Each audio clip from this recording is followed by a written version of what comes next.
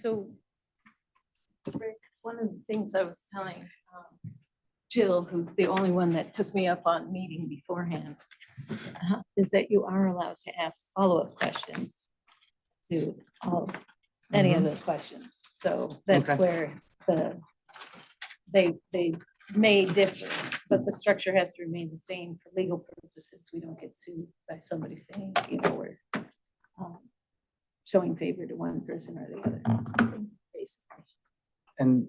And are you able to have something that I think she's in. Yes, Yeah. I emailed documents you. that? Okay, Yeah. thanks. I thought she was. And this is zooming in, but I open don't session, see- huh? Talked to her yesterday. She didn't say she wasn't coming. Is this open session? Yes. To I guess I should look.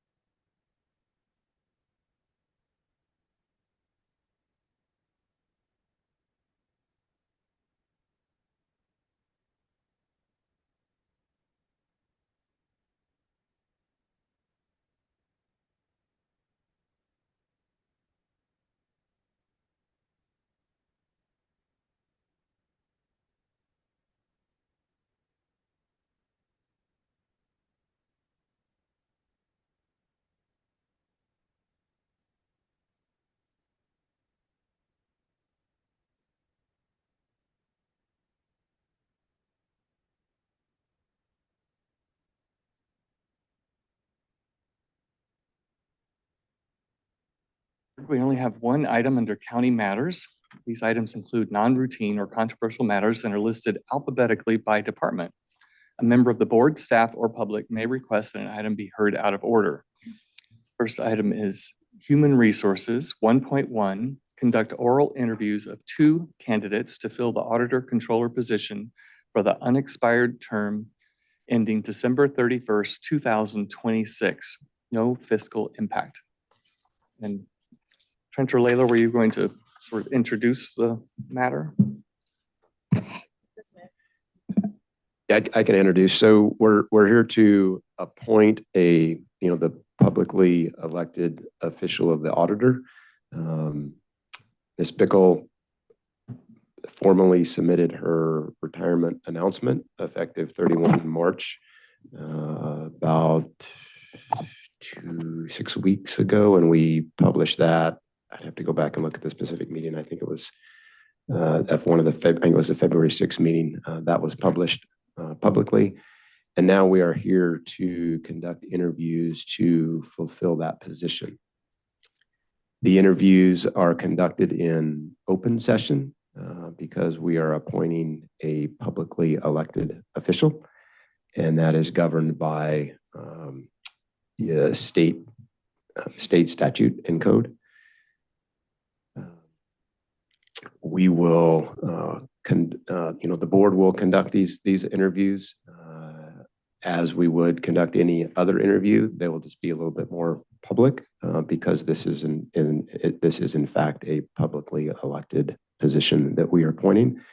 The appointment will be until Ms. Bickle's term expires, which will be from the time of appointment a little over 18 months, about 20 months. And then this position, this individual will then have to run in the normal election cycle of the next cycle, which will be in 2026. So this is for about a 20-month term appointment. With that, I'll can entertain any questions or we can proceed. Any questions? Okay, we'll open to public comment on the matter. Any online? I'll check online first. I've never raised hands. Okay, thank you. Good morning, Chair, members of the board.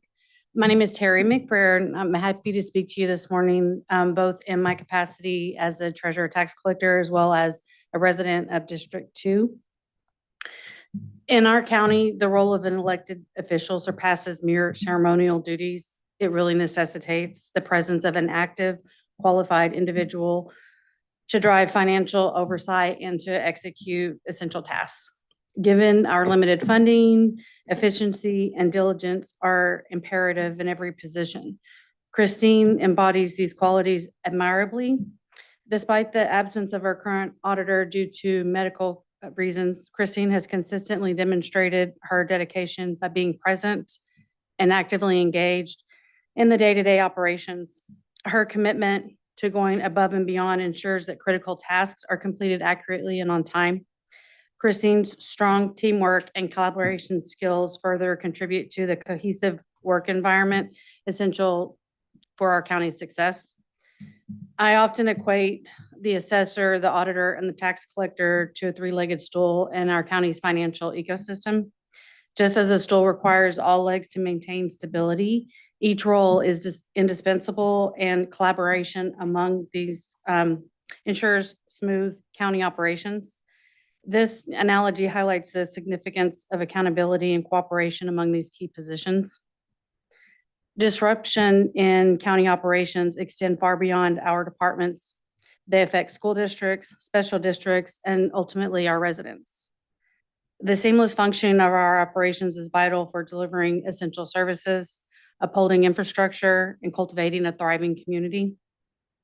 Christine is the ideal candidate for the position due to her unparalleled institutional knowledge, unwavering commitment to the county and our community's welfare, a proven track record of effective leadership.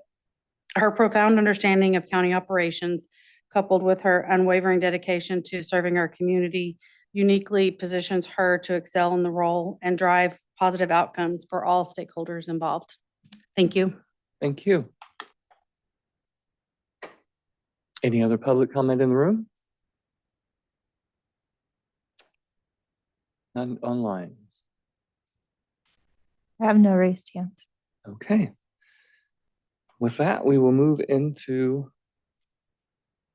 first interview.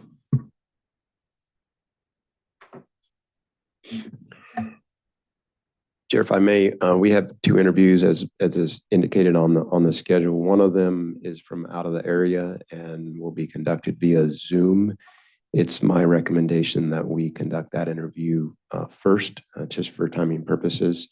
And then we would then call the second interviewee back in the room, and we would conduct that one in this room. No, as the second one. Okay. And are you suggesting that the other candidate leave the room for now? I mean, it's public and on It is a Zoom, so I public- just. It's up to the candidate. It's a public forum. Yeah, right. We can't mandate that, assuming that she'd be sitting in here as a member of the public and not in her official county capacity position. But that's up to Understood. the Okay. individual. So we'll notify you when we're wrapping up. Thank you. Was there a reason given for not being able to make it? Texas. It's a good reason. Okay. Is our candidate on Zoom? May.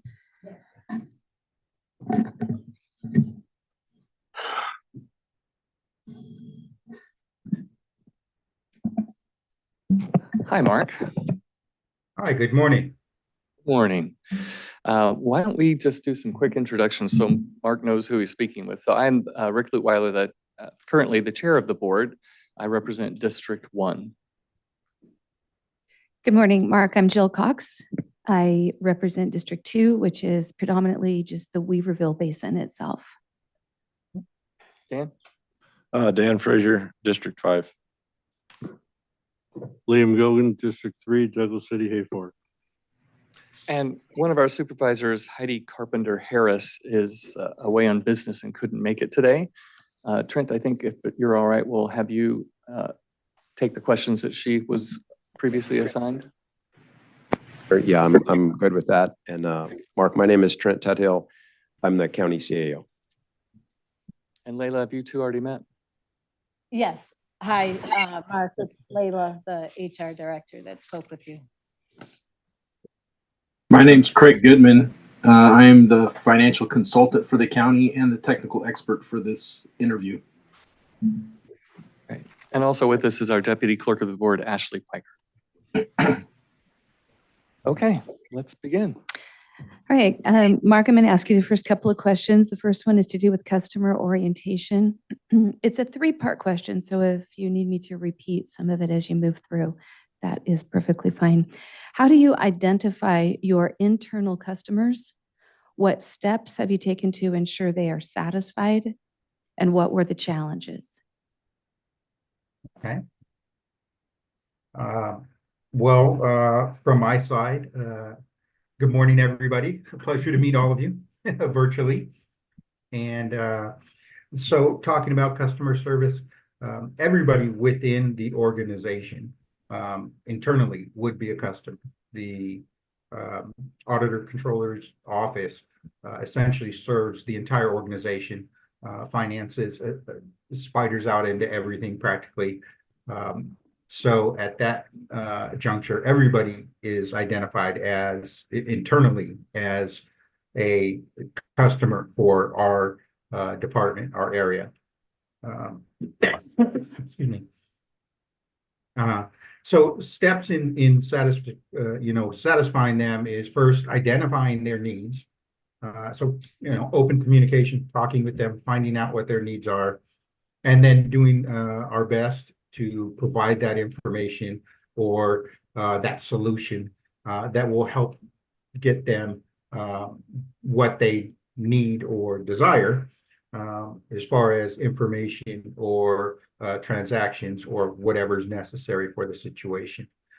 So the steps there, once you've identified what's needed, what that is, then identifying the potential solutions and discussing and determining which solution is the best fit for the situation, and then moving forward there.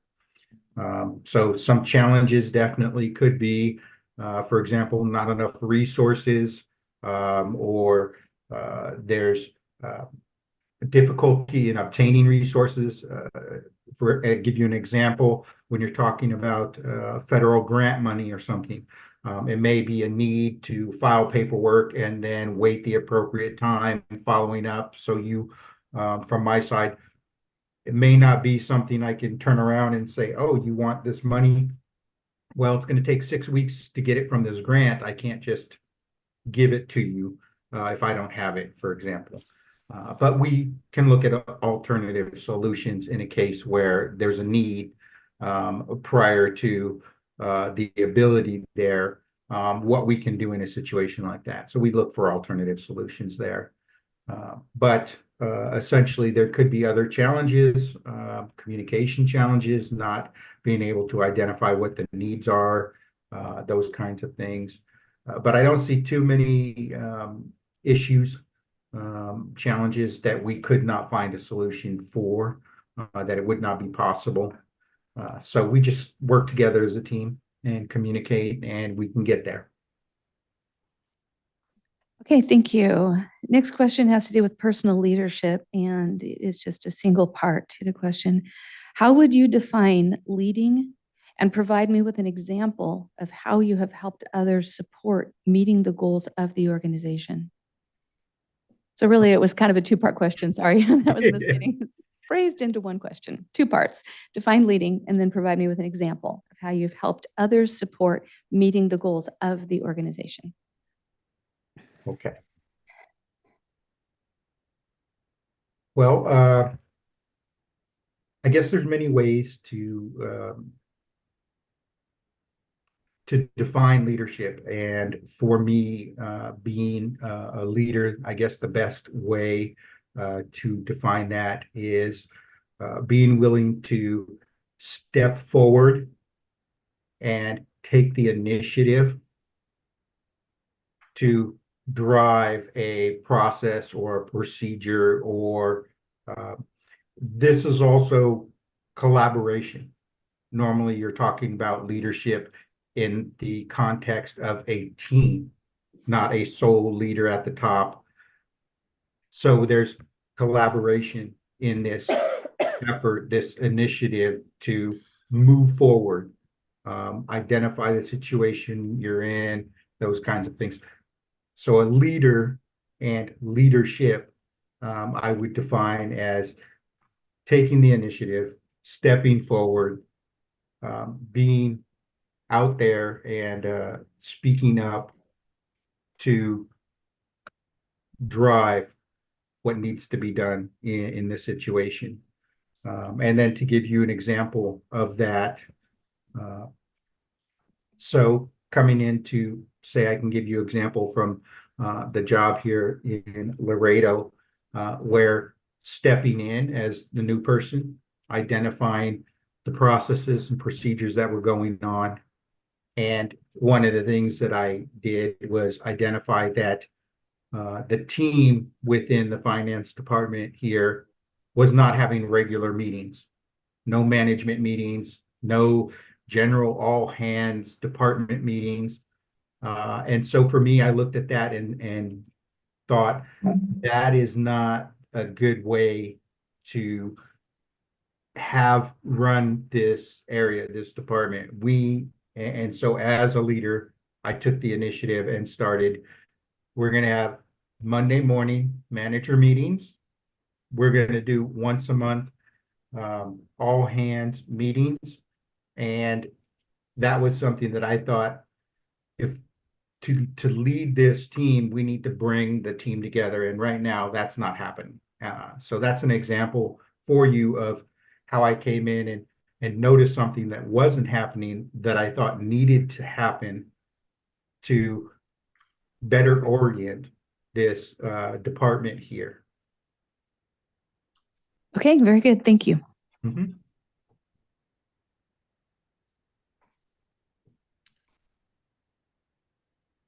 Can we just ask any question we want right now? Sure.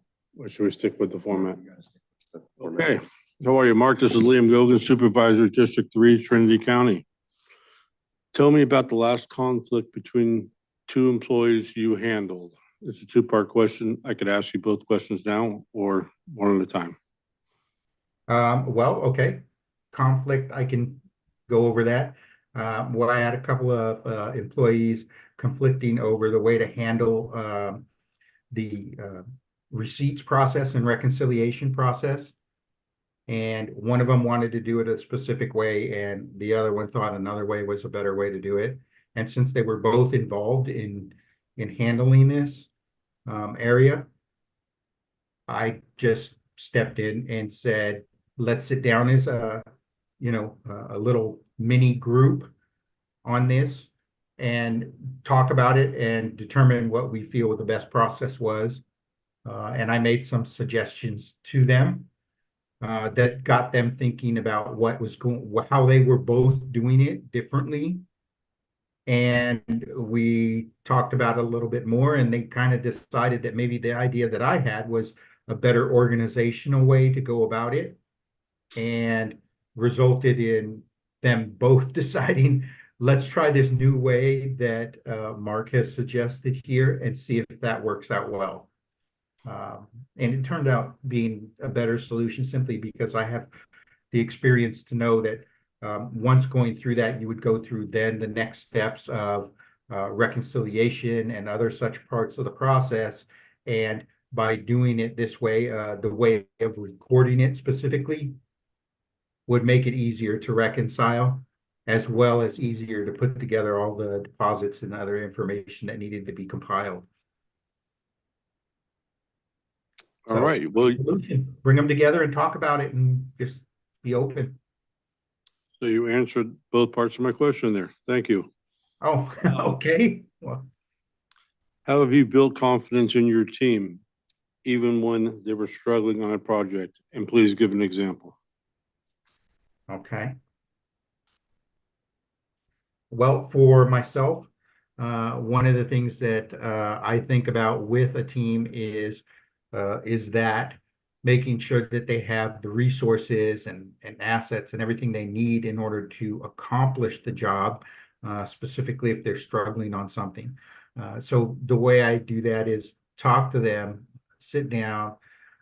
You're doing the work, you're the boots on the ground. So help me understand, what is it that you need in order to be successful at accomplishing this? And so that's where I step in and be a support structure to give them those types of things. An example of this, there wasn't a lot of confidence in our system of our credit card system and the way it interacted with our accounting system. And the vendor that was providing these point of sale machines, credit card machines, was discontinuing their support of the machines we had. So we had to find an alternative solution.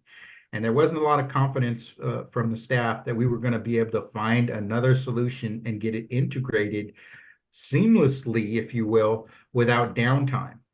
And I sat down and said, there's no reason our current system that is, currently working is not going to hold out long enough for us to find an alternative solution. The second thing, as a point that I brought up, is that not every single location across the city was using that same solution. So we already had an alternative solution that we knew worked at these other locations that we could then just expand out throughout the organization. And I believe that helped them to be more confident as we had to make the changeover in systems. Because there was a thought, you can't have all these registers down, you can't have your ways of bringing in these revenues not available to the general public. And there was a thought from my side, this should be an easy thing that we just have a little downtime on a Friday. We, shut down at 6 o'clock. We work Friday evening, we come in, we work Saturday morning, we get everything back up and online by noon the next day. That's working. I had to work with the IT department as they had to come and install the machines and make sure the connections and links to the system were correct. So we had to do a timing of getting them in. We did, of course, a pre-trial run on one machine, made sure we iron out all the bugs on how it would flow and the time that it would take to do an installation on all the machines, and then factored in all the other aspects such as driving around the city in each location around the city where we had to go and do installation. So it was a concerted effort throughout the city of various different personnel, not just the finance side, to make this changeover happen. And starting with the fact that many of them had never used a different system than what was in place. And they were, I don't want to say scared, but very unsure that we would be able to get a conversion done, get everything changed over successfully without the general public being affected and filing complaints with city council. And I assured them there's definitely a way we can do this. We work together as a team. We should be okay. And if it does come in that something like that happens, I'm sure city council will understand that this is just the necessity of business that we had to do, and we minimized the Okay. actual repercussions on the public.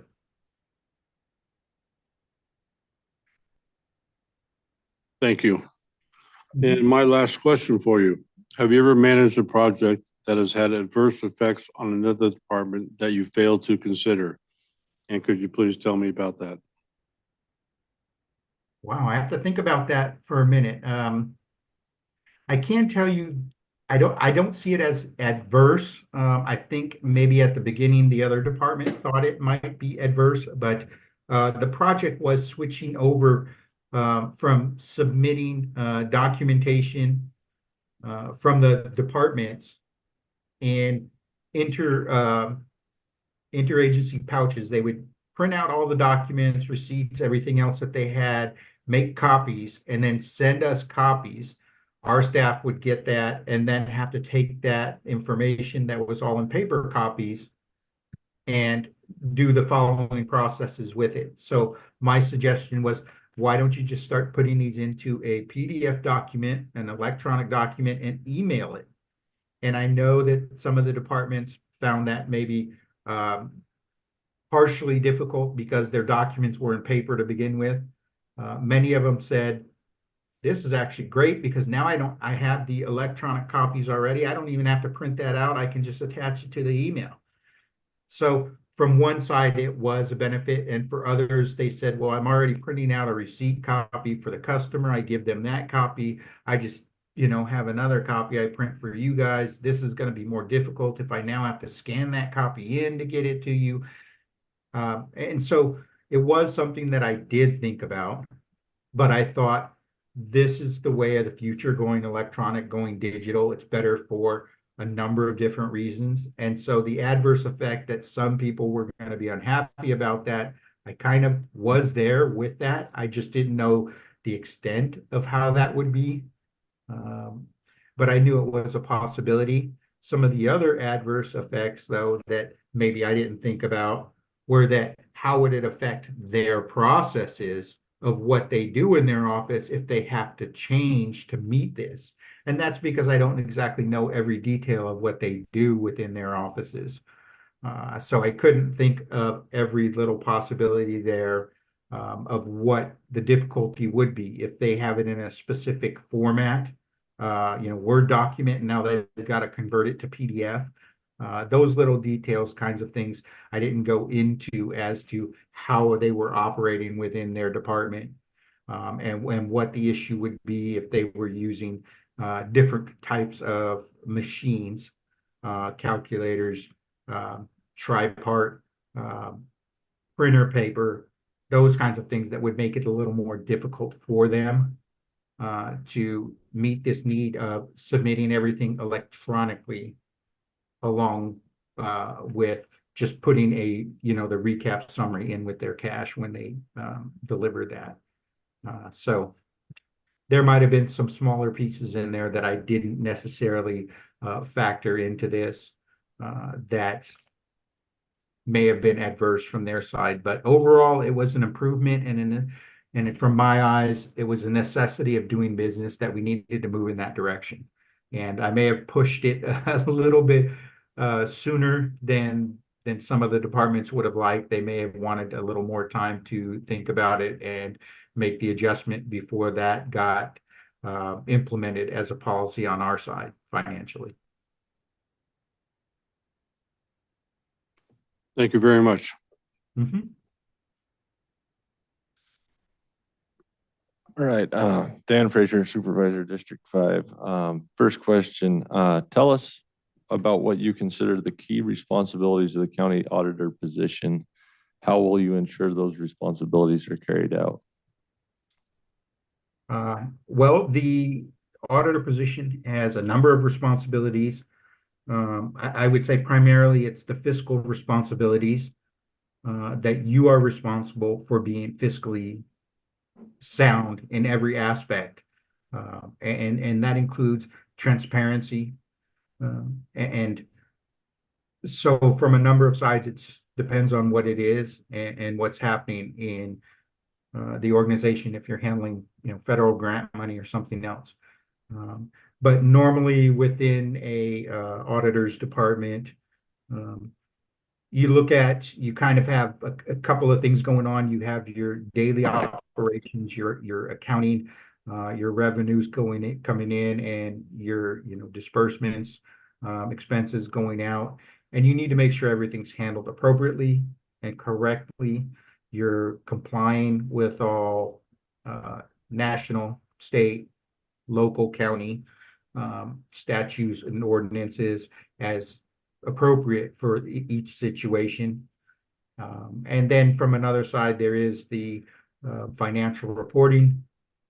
You help out with all the budgeting that goes on. So there's a number of aspects here where you are a key responsible person for disseminating the information throughout the organization, as well as handling some of the most sensitive assets, such as, cash coming in the door, investments needing to be done, ensuring that you're able to operate smoothly. So managing all those cash flows needs to be done correctly. So you can make determinations what needs to be done when, so that there's no issues or holdups or problems that come forth. So financial responsibility, fiscal responsibility is, I'd say, that one of the key responsibilities there in that office, and that entails a lot.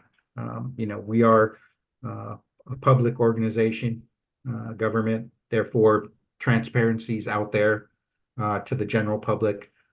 They may have a number of questions of what goes on and what you're doing with their money and those kinds of things, and that needs to be answered.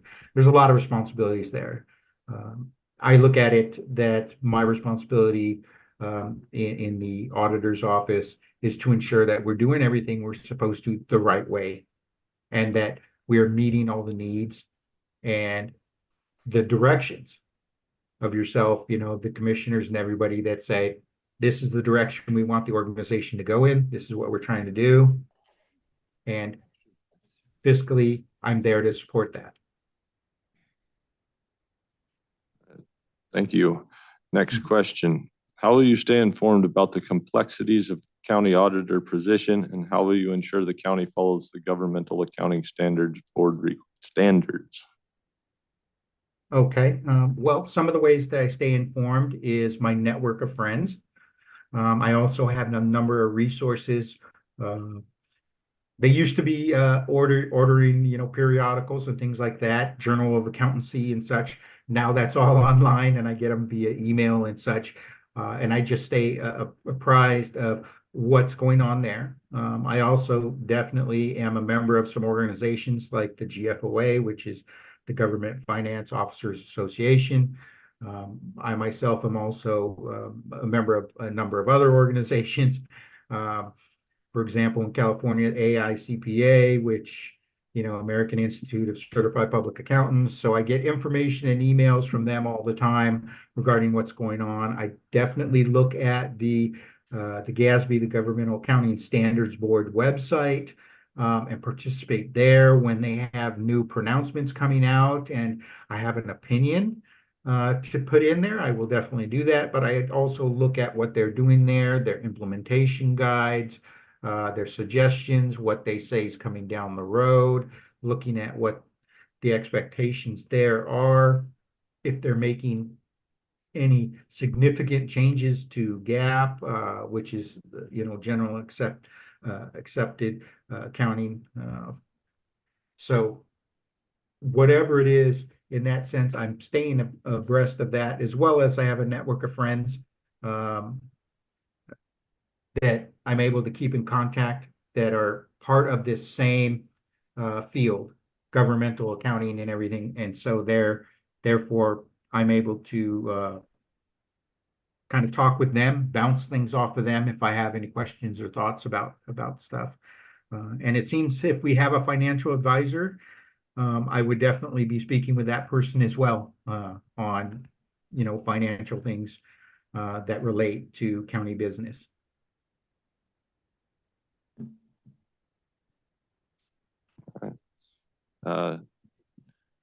Next question. How do you determine if a risk is worth taking? Give an example. Well, you determine whether a risk is worth taking in a concerted effort of discussing with the people involved. Um, uh, to give you an example, moving to a new accounting software was a discussion that was made at one of the organizations I was with back when I worked um, for the state of California, one of their state agencies there. So there was a discussion of, we have an accounts receivable system that we're using here, but it's outdated. And it was an old proprietary system that was created many decades ago. And the thought was we needed to have a new system that's web-based. So the group, we weren't really a committee, group got together to discuss it. And that is essentially what we did. And we laid out, and in many cases, this is what you do. You sit down and you write out all the pros and cons and everything you discuss and think about of what's the best solution here? What do we do? And some of the ideas were just upgrade the system that we have. Other ideas was to go out and buy a different system from somebody else. Eventually, in the end, we had a good proprietary system. We just needed to upgrade it to add in the addition of being able to make it web-based so that it could function online and we could take payments and everything else online. And so we ended up contracting that out and hiring a programming company from India and working directly with them to develop this platform and then add it to the system that we had, making the additional upgrades we needed to make in the software on the back end. And then it wasn't an issue that we had to completely change our accounting system of record in order to adapt to that. We sort of made that solution adaptable to our other system. But it was a better solution to do that and still maintain the proprietary system that we had. And because it was functioning well, it just didn't offer the additional abilities of having online functionality. So we met as a group and discussed it and looked at the alternatives, and I ended up working with a couple other people, and we talked to a number of different organizations and got price quotes, discussed, timelines, all kinds of aspects of it to figure out what would occur if we went down that pathway for the project, and got through it.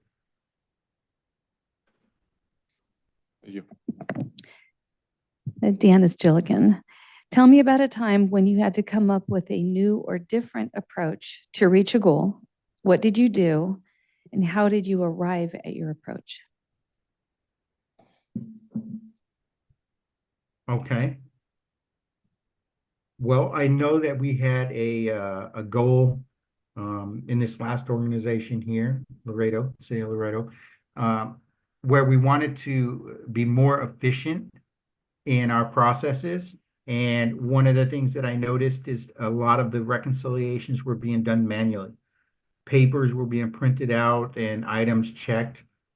And so for my thought, the approach was, why aren't we exporting the data, say, in an Excel format, putting it in an Excel workbook, and then using Excel to help navigate the reconciliation. And I had done that previously at another organization where we wanted to do that same thing. And so I sort of followed that similar example that I had done previously, where at the previous organization, it was automating the bank reconciliations.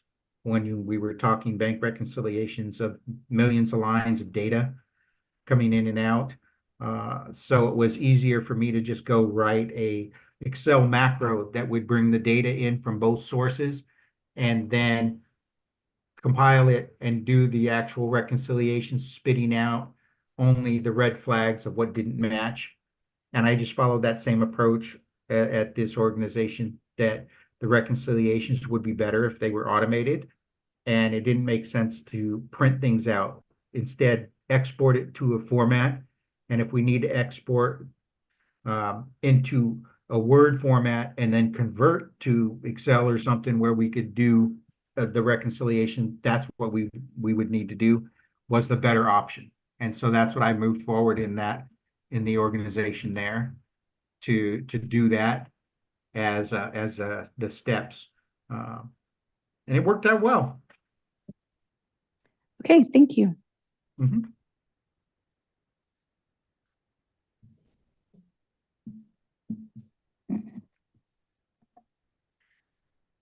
All right, Mark, I'm up. So tell me about a time when you achieved results, even though there was a high probability you wouldn't succeed. I guess that's a kind of a difficult question. I never look at something like it's impossible. And there's always a solution. I don't know that there was ever a case where where it looked like we wouldn't be able to get results and we did. I always just, I don't know, maybe it's my perspective, my outlook of just trying to be positive. There's always a solution here. So I guess you could say in some sense, I could apply that to instituting some new policies. For example, everybody in the office had a printer on their desk. And I say, well, let's move to network printers and save costs, be more efficient and everything. You have to get up and walk over to a printer to get your papers. But in the long run, it's a better solution. And I know that initially putting that forward looked like a low probability because everybody loved having their printer right there and not having to get up, and it was easier for them and everything like that. And I know that many of the staff were against that idea, moving to network printers. So I guess in a way you could look at that as there was a low probability that that idea was going to be accepted and that they would be willing to go along with it. But we were doing it anyways. I simply said, okay, to the managers over those areas. I said, well, let's do it this way. We're just going to keep using your printers until you run out of ink and then switch over to the network. Nobody has to just dump everything immediately. We'll do a slow conversion to kind of get everything there. And I think many people within the organization, especially the younger staff, hey, that's a great idea. I'm all on board with that. And I know a number of the older staff that had been there for decades liked the way everything was and didn't really want to make the conversion. But it's coming. This is the way we're going. And the second part of that was anything that we don't have to print out, save electronically and start saving it in network folders. That would be easier. We had nothing saved on the network. If I wanted a document, I had to ask for it and get it in paper and go look in a filing cabinet to find it. That was the second part of we need to start streamlining the way our processes are and start doing things more efficiently and better. And so I know a number of the staff were pretty much against having to do all these things because they weren't used to it and they didn't like it. But I don't know. I don't see it as very many processes that are slim odds of achieving success. There's always a way to move forward and achieve success. Okay, thank you. Mhm. Next question. Have you ever made an important decision based solely upon your values and or beliefs? And if you could give a example. I wouldn't say I think I ever made a decision managing, leading a team or department or anything at that aspect where the decision was mine and I just did it based on what I believe. It's always been, my philosophy that I don't know everything, and the best thing I can do is talk to the people around me who are also experts in what they do to come together, put our heads together, and find the best solution. There are times when ultimately I may be the final call on the solution we choose, but I don't make decisions like that in a vacuum. That's not something I've kind of ever done. I'd have to go way back decades to when somebody said, just take care of this and handle it however you think. And I did that. And that would have been something minor anyways. It wouldn't have been at a level, it would have been when I was, say, an accountant and they said, well, just reconcile it however you see fit to reconcile that. Like reconcile the bank account. Okay, well, I think this would be the best way to go about doing it. But the only decisions currently that I make sort of in a vacuum are the investments. And that is, to me, is not really in a vacuum. I talk to our investment advisors about what's out there, CDs, other investment vehicles, for example, and agency paper. What are our best options? What's going up right now? What do we foresee going down? Discuss it with them, but ultimately it is my decision whether we're going to invest in some agency paper, like the Fannie Mae, Freddie Mac, or go buy a CD from a bank, 6-month, 9-month, year CD. And ultimately it's then my decision on that. But I don't normally make any decisions, without getting information. And so I don't do things in a vacuum like that. Okay, thank you. Mhm.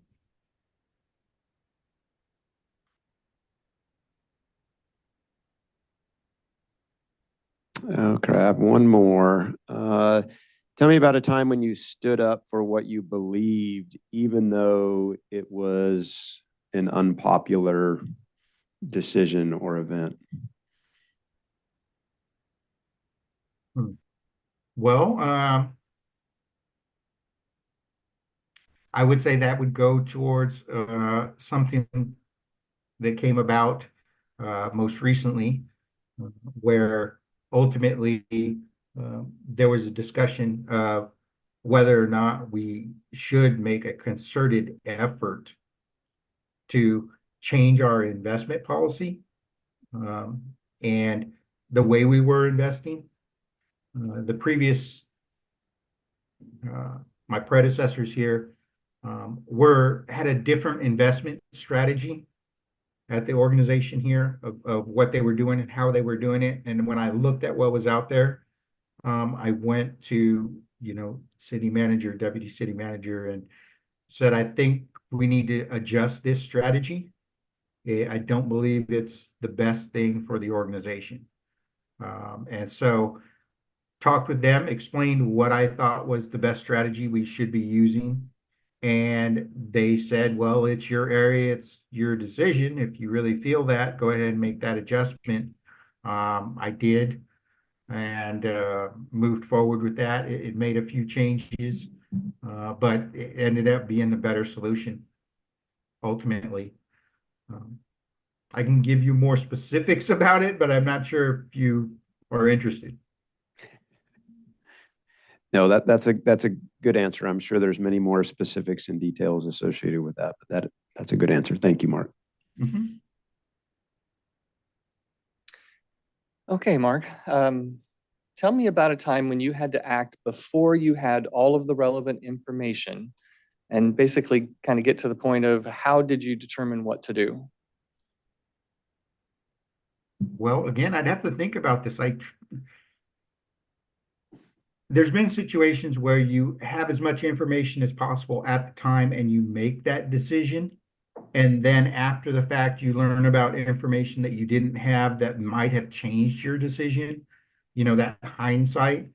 But normally I don't end up in situations where I don't or can't, don't have enough time before having to make a decision about something. Normally it's, let's take the time we need before we make this decision and get as informed as possible and discuss it and collaborate and come together. So it would be hard pressed for me to think of a situation where there was something that I did and I did it too quickly, or there was a deadline and had to be done. Now, I know that in a specific situation, I can tell you, we had a grant. The grant had to be filed by a specific deadline. I asked the staff, put it together, get it to me, let me review it and get it signed off. We got 2 days. There's no way I have time to check every single detail on all this. You as a staff member, you need to pull this together and do as much as you can on it. We did it. We got it submitted. And on that grant, it bounced back to us that they said that there was something that was missing in the submission. And I just didn't have enough time to go through and determine, did you get every piece of what we needed in that submission submitted appropriately? For example, they expected a specific reconciliation form to go along with the actual, Excel printout reconciliation. There needed to be a form with some boxes checked that essentially said that you had reviewed and analyzed for compliance on these statutes, these expenses, and I didn't have time to go through all those details. So they brought the document into me. I checked, I looked, this ties to these numbers. Looks good here. Hopefully the staff member has had time to do all the necessary things here, and all the forms are in here, and I signed off, sent it over. Thankfully, it wasn't a big deal. All the numbers, everything matched. We just had to go back, get that form, add it to the packet, and we were okay. So there was no penalties. We didn't lose anything. It's just we missed a form that needed to be in there, and I take the responsibility for that I didn't catch that before the submission got done. And that was a timing thing that I just didn't have enough time to be able to look at that packet in more detail. And that was my fault there. And moving forward, I just said from now on, these reconciliations need to be in my box a week before they're due. No more of this. This has to be done in 2 days, and I don't have time. I need these to be brought to me sooner before I'm going to sign off on them. Thank you, Mark. Next question. Tell me about a time when you had to communicate what you knew was going to be unpopular. How did you prepare for that, and what did you end up doing? Well, I can tell you about a situation here, Laredo, that I guess is semi-unpopular. With one group of people it's popular and not with another. And it was political unpopular, not that it was fiscally unpopular decision. And that is that we, being a border town, have a conversion from pesos to dollars. And so as much traffic goes through all the bridges, plenty of persons will pay in pesos. And when they get to that, bridge teller, okay, if you want to pay in pesos, here's the exchange rate that we're using. Well, our exchange rates were not set up as a dynamic exchange rate tied to federal rates that we're going through. It was set up to be 20 pesos to the dollar. That's what it's going to be. Even if the federal rate is, 18.6, we're just going to call it 20. There's a cost involved administratively for us to go to the banks and have our pesos converted to dollars. This should cover that administrative cost. And if we do a periodic review every week or every month, that was the process that was going on. And discussions that I had was, do we have an ability to go through and make this a dynamic rate? Then our customers would be happier. They would feel like they're paying just that given exchange rate. But it wouldn't cover our administrative costs. So we would definitely need to have something additionally added there. And when I talk administrative costs, our banking institutions were not willing to take our pesos if we were not willing to pay them an administrative cost which was a couple of pesos to the dollar. To do the conversion, they weren't willing to take our pesos. So we would have had to go to an exchange house, convert our pesos to dollars, and then deposit them in our banking institution. And that's the process they were using because the banks were not willing to take it if they weren't willing to pay an administrative fee to the bank to do that. So I negotiated in our banking RFP contract that we were putting out with banking institutions that would be one of the new things that we wanted from our banking institution was the ability to not have to go to exchange houses. And of course, that was a political hot button as the exchange houses that were getting that business and making money off it were not happy and were going to the council members about not being happy to lose that business if we started going directly to our banking institutions and made that adjustment. And the complaints that administrative cost was getting passed on to the consumer at our toll bridges and all of those tolls. But we couldn't eat that cost. It would have been millions and millions of dollars annually. So it had to be paid by the consumer, those administrative costs. And then it would eliminate the risk, mitigate that risk of having to send people to exchange houses to exchange our monies and then to the bank. And the armored car service would not do that for us. So I wanted to eliminate that risk by having everything just go with the armored cars directly to the bank, and the bank would take all currency that we received in exchange at all our locations. I felt like there was too great of a risk there of something happening. So kind of unpopular in a couple of angles, but the better option there. And then how could we make this more dynamic so that everybody could be happy with the rates that were there? Understood. Thank you. Craig, I understand you have some questions.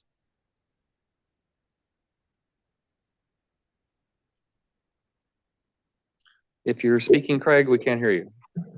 Does somebody have the last question on the back? I still have questions.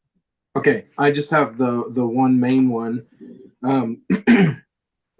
If you can tell me or tell us what work experience, skills, and education qualify you to be the next Trinity County Auditor Controller and make you our best choice for that position. Okay. Well, I'm not sure if you are able to look at my resume. It's a short resume. It doesn't show all my experience from the private sector as well.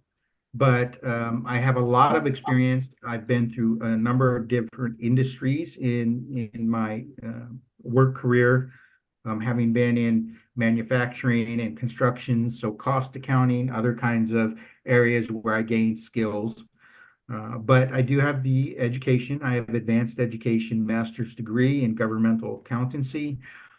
I'm certified by the Association of Government Accountants as a certified government financial manager. I am a certified government finance officer. I also public funds investment officer, certified there as well. So I have a number of those. I have years and years and years of experience, decades, in fact, and primarily the last decade plus in public service, in governments, first for a state agency, then a local county, and then most recently a couple of cities. So I did work. One of the advantages there, I worked for a county of Ventura out in California under the auditor controller. I firsthand got to see what he did and what occurred within a county. And I spent more than a couple years there before COVID hit. And then I had to make some adjustments for personal reasons and such, and unfortunately leave that job. So it ended sooner than I would have liked. But I loved working for the county there. So those work experiences, excuse me. And then all the skills that I've gained. For example, putting myself through school, working at restaurants. You learn customer service, how to deal with somebody that's unhappy. My food's not the way it's supposed to be, you know, or other aspects of customer service. So along the pathway, all these different areas that I've worked in, I've learned and gained skills there, not just analytical skills, problem-solving skills, but people skills as well. How do you manage people? How do you manage the resources you have? Uh, so these kinds of things I've learned all along the route, as well as I said, I've gone to school. I went to school, got a certificate program, took just under a year to get a certificate as an accounting manager professional. I did that earlier in my career uh, as means to gain knowledge and expertise in my field. And I continue to do this. And I will continue to do this throughout my career. So education, work experience, skills, I think all of these translate to I've been doing this and been in this field and at this senior level and in a number of organizations for a long time. And I believe that I have that expertise. I understand what needs to be done. I've been out in California, worked out there for a number of years, so I do understand the economic and political climate out there, although I've been away. Most recently, I can acclimate quite quickly to what's currently going on within California. And so I believe from all of those things, that makes me a candidate that is, well, I'd like to say guaranteed success in this position. And I believe that that is something that I can guarantee. To speak to the aspect, am I the best candidate? Well, I don't know the other candidates. I can't speak to whether I'm better or not than they are because I don't know them. So I won't speak to that. But I can tell you that I feel like that I myself am a great candidate because of all these reasons, the work experience, the skills, the life experiences, the education, and everything I've done here, that I believe that I have what's necessary and required to be successful in this position. So I just have a quick follow-up to that. And because I did review your resume and I did notice that a lot of the verbs used in explaining the duties seem to be of a supervisory managerial only more recently. But in Northern California, auditor controllers are kind of like a playing manager in baseball. You know, they got to lead the team and they got to, field the base and they have to bat. So there's a lot of technical expertise that's also needed because they're going to do hands-on, the high-level technical aspects of the job. Can you provide us with, some of that technical expertise that you bring to helping your team meet their deadlines? Of course. So I did start as an entry-level accountant. I actually started before graduating with my bachelor's degree in the accounting field.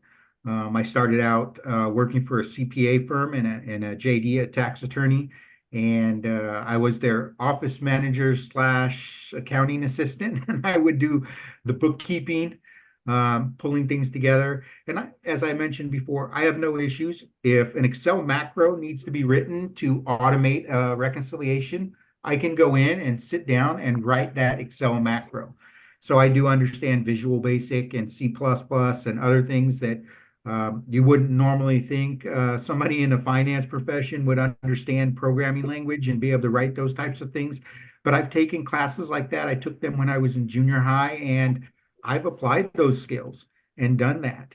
And I most certainly am willing to do that. And when it comes to a team effort, if we sit down and say, here's what we have in front of us, I'm happy to say, okay, you handle these parts of the process and I'll handle this. And if that means that I'm going to be the person that sits at the cash register and takes the cash in so that somebody else can do the compilation and do the reconciliation, because we need to have a segregation of duties. We need to have an appropriate handling of the situation.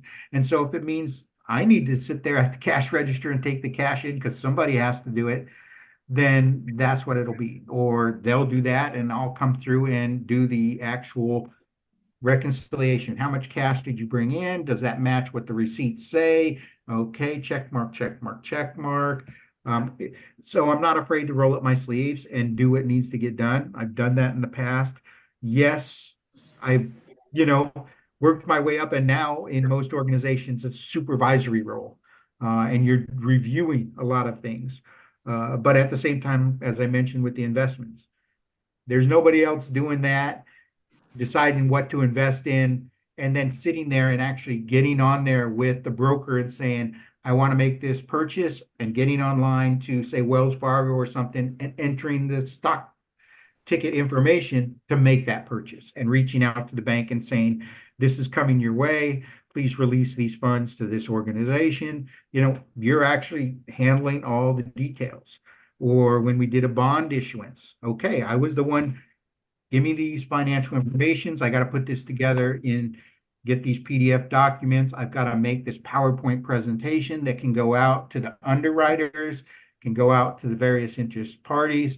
I was the one doing the final, compilation of that, and then the actual presentation when we got online, coordinating the meeting, and then coordinating it and stepping forward to say, okay, let me go through our financials with you and answer all your questions you have, so we could get a good bond underwriters there. And the rating agencies would give us the highest rating possible. All those kinds of things that you're doing. You're not just supervising somebody else doing it. You're actually doing that.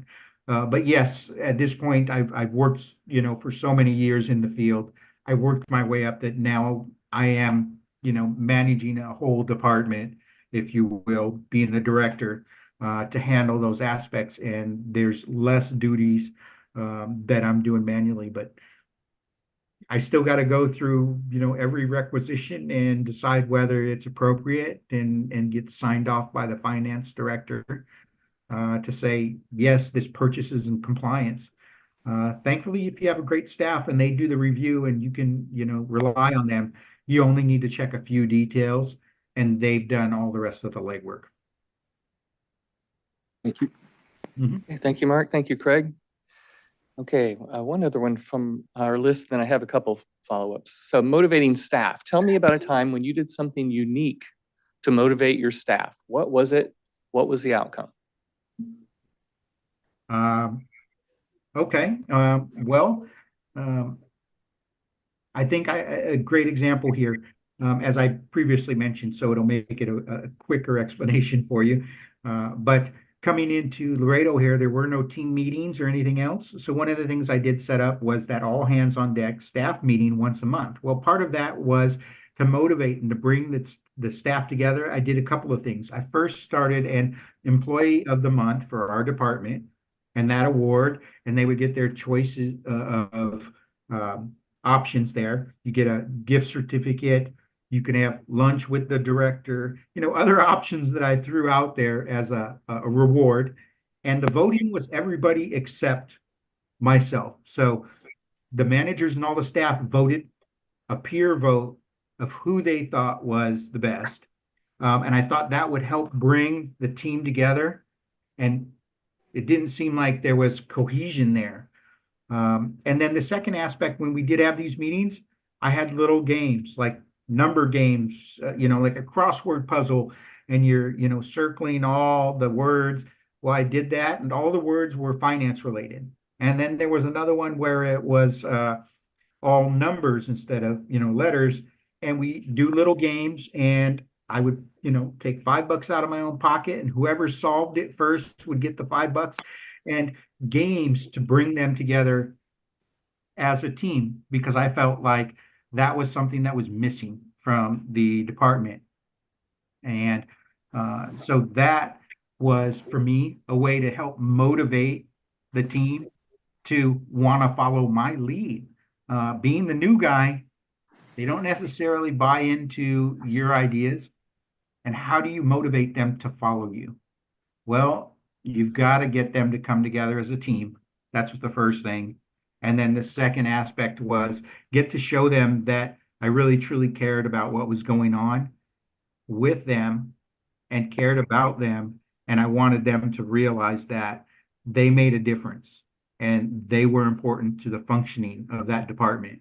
And so I was able to bring all these aspects together.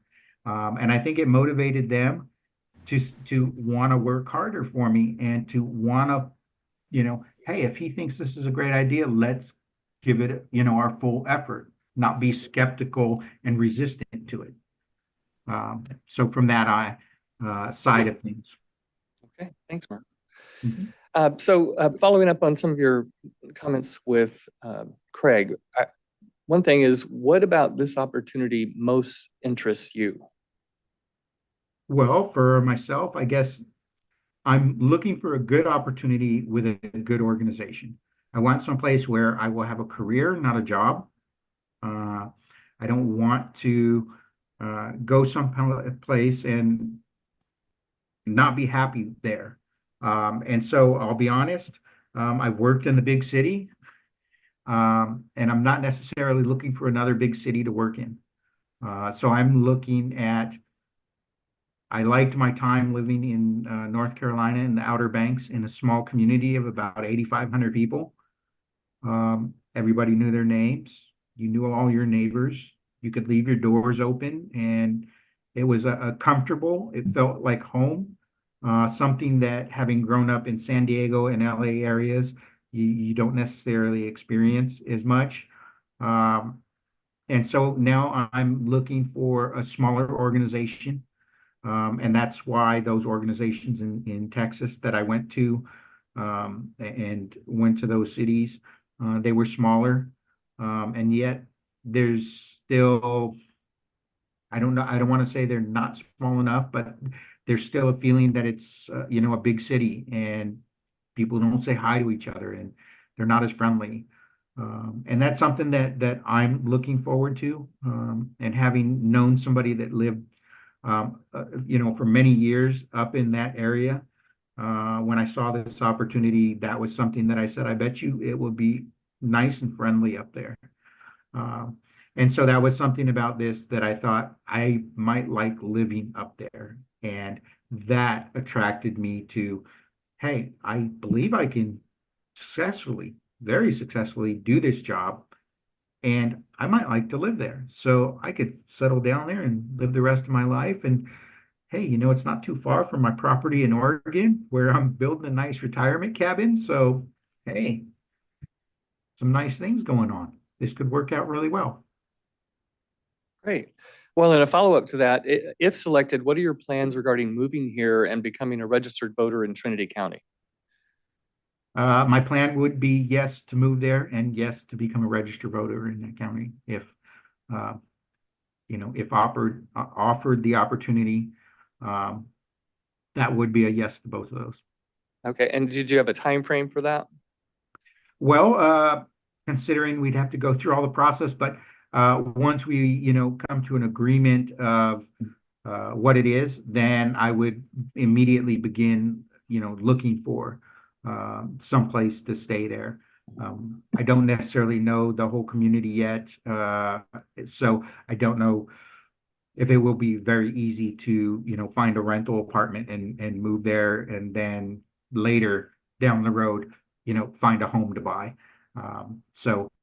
But yes, it would be something I would start looking at, and hopefully within, a couple of weeks or something, 2-3 weeks or a month at the most or something, be able to have everything worked out and make the move. And then Great, just go register. There you go. Okay, thank you. And is there anything that you would like to tell us that we haven't already asked you about? Well, I'm not sure what might interest you. I'm not sure if you would be interested to know. I do have a degree in geology, so I'm kind of an amateur geologist. I like getting out in nature and digging around in the dirt. I don't know if that's of interest to you. Understanding that I understand those kinds of things, as well as You know, as I mentioned, having worked for a construction company, how difficult it is to build on certain types of, you know, geologic foundations and such. I know that area can have some activity up, you know, in that range. I don't know if you would care to know that I like golfing. I, you know, but definitely something of interest probably to you is that I have all intentions to continue with my education and professional development, looking at the potential to going back to obtaining another master's in public administration. Hopefully that's something I'll be able to do in the coming years, but I need to find a good place to settle down in order to do that, where I can have the time it takes to devote to that, you know, opportunity.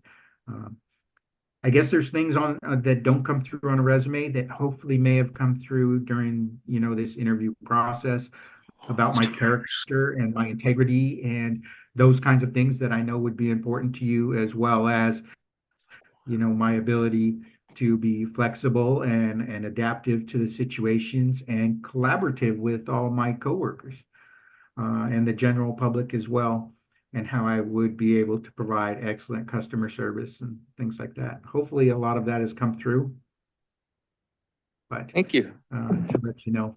Yeah, okay. And I think we may have another question here. I'll just check here and then I have one wrap up. I will tell you, your experience in North Carolina, a little different than mine. My experience at Camp Lejeune doesn't sound the same as your Outer Banks. I don't know. Yes, So do we have some other? A little bit different. A little bit different. Yeah. Did you have some other questions? Just a couple. Thank you Okay. very much. How large is the community you serve now? Well, city of Laredo is approximately about 250, 260,000 people. But again, that's just on the US side of the border. If you aggregate as well that we do serve a large community, say people that live on the Mexico side of the border and come into Laredo to work and then return to their homes there, there's about another 500,000 people on the Mexican side of the border within, you know, a matter of a few miles of the Rio Grande, which is the border between the two countries. So that community, although it says 250,000, it really is more like 500,000 to 750,000 in that general vicinity. Are those 500,000 that you're talking about registered Americans or not? I would say some of them are. Most of them probably have work visas, though, to come and work on the US side.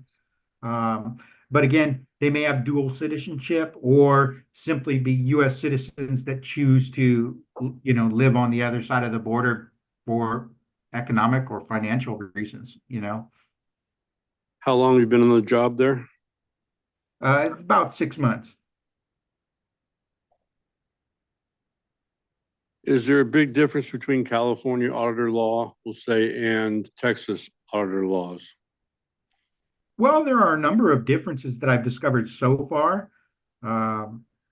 But in California, they didn't require me to be a public funds investment officer to follow through on these protocols every 2 years, something that Texas does.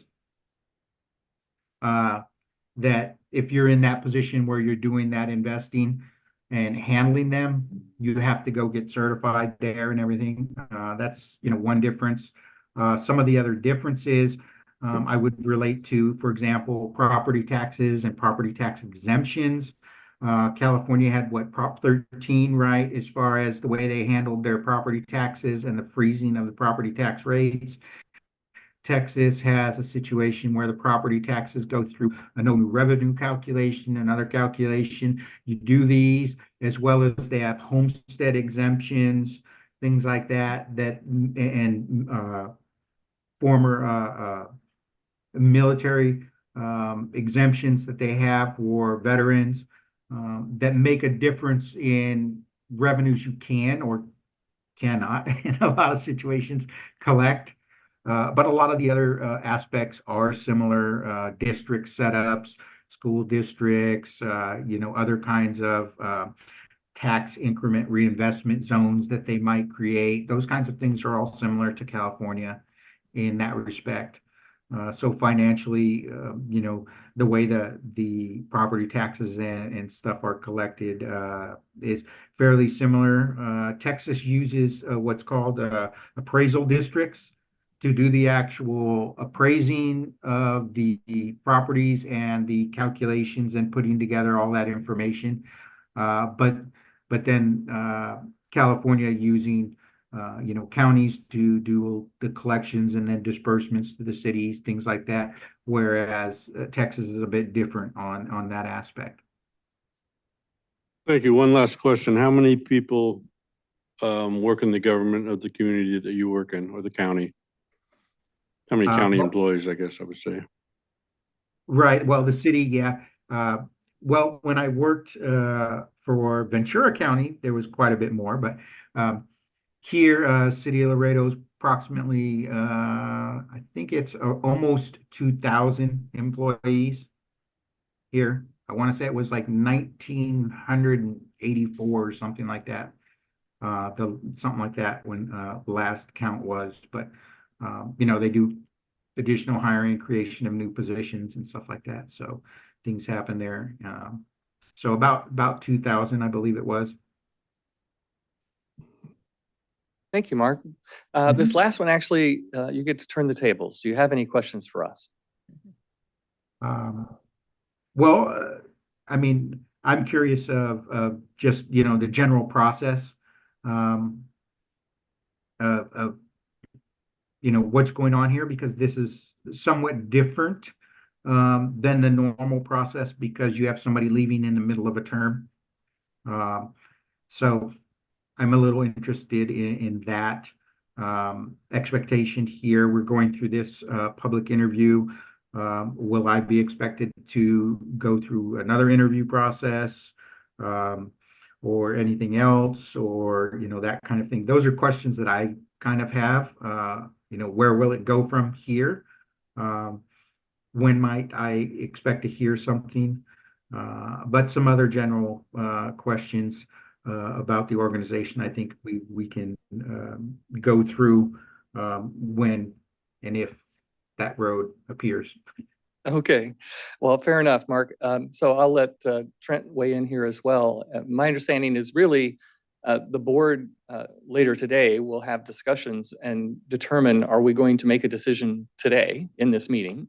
Or will we give direction to staff, say, to go check on some references and then come back and bring it on the next agenda? So it's, I guess the short answer is very soon you'll have an answer, because whether it's this meeting or the next meeting, that would be pretty soon. And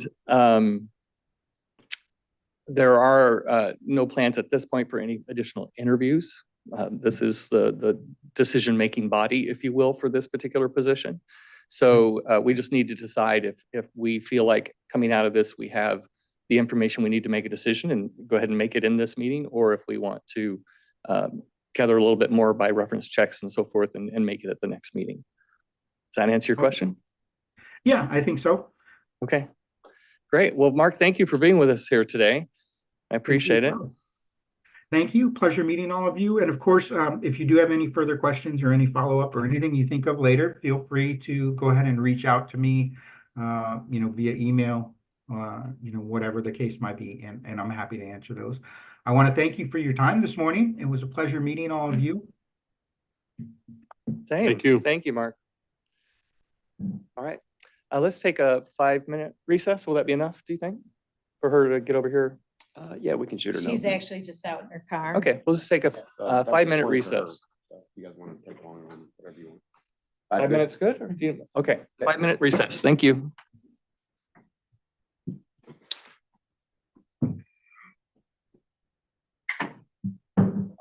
Heidi did text to say that she's read through stuff and had some comments she'd be happy to.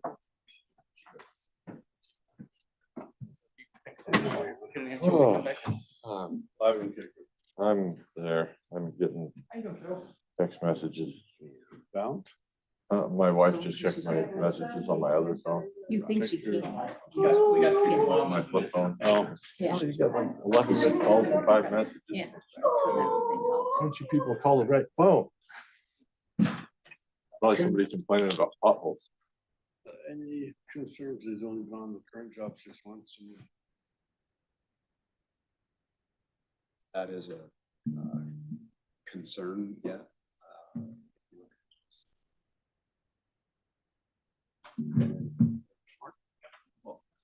It's blacked out. They don't Yeah. know. It's redacted. It's redacted all of that. So, You can sit wherever you're comfortable. Get you a microphone. I do. Yeah. I'll ask you. Just because it's gonna be long. Yeah. yes. What do you mean? If you teach. Oh, yeah.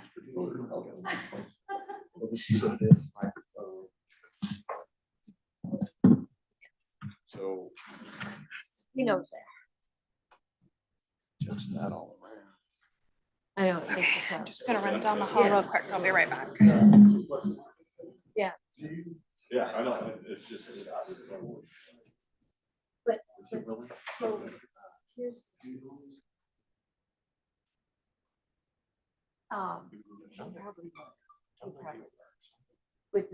He wouldn't offer that to me ahead of time because, he wants this to. Which is Yeah. understood. Yeah. To me, it's like,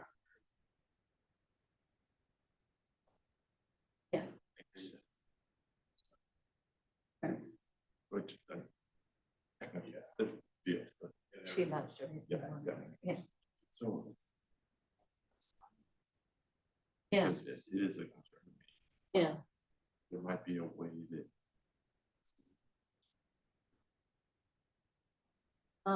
And so the appointing is done in session.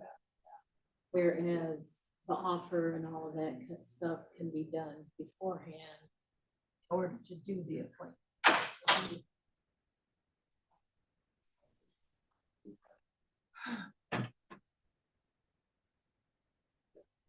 Right. Yep. Short And hand, just- and that way. What's the date? We were hoping for April 1st. No, but he's already packed up.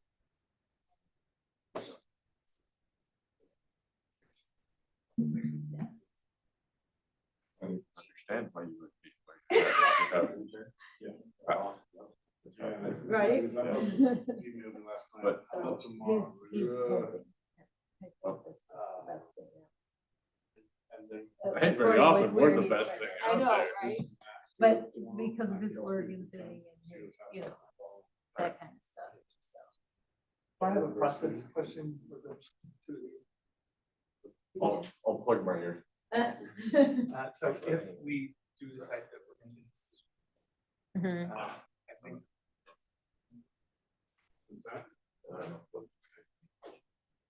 One reason. Not that I anymore.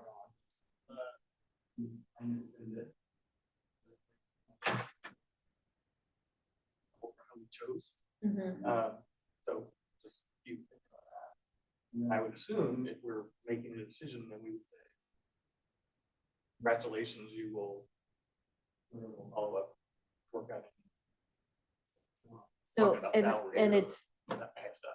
it's very tricky because you can't appoint until, if it becomes him, he's got to be actually a registered voter before you actually appoint. So Okay. we can do all of the offer letter and buying back and forth and, all of that crap ahead of time. But when you actually appoint in open session, he has to be a registered voter. We could Yeah. basically give directions that this is the candidate Prefer, the right. best Mhm. and pursue. The pursue all other, The human steps that we yeah, choose. the checking his background, voter before he can appoint. Yes.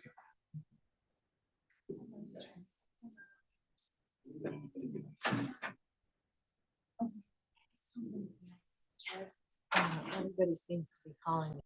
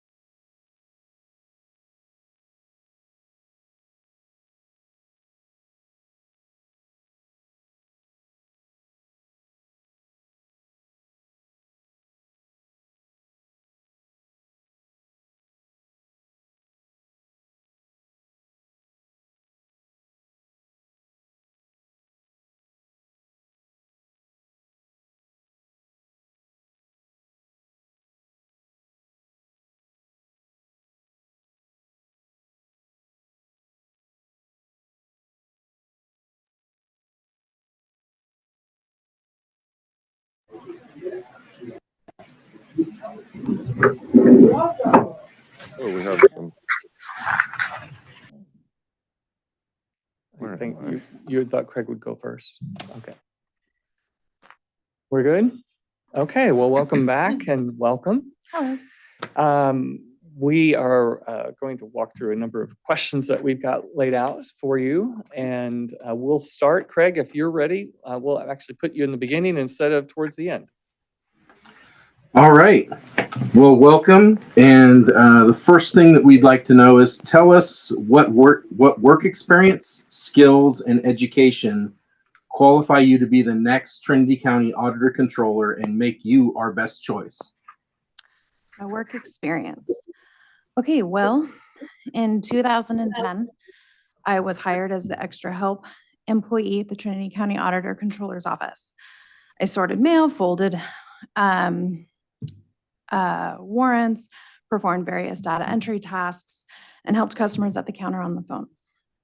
I proved myself as a dedicated and hardworking individual and was promoted to an account tech 1 position, which is a permanent position.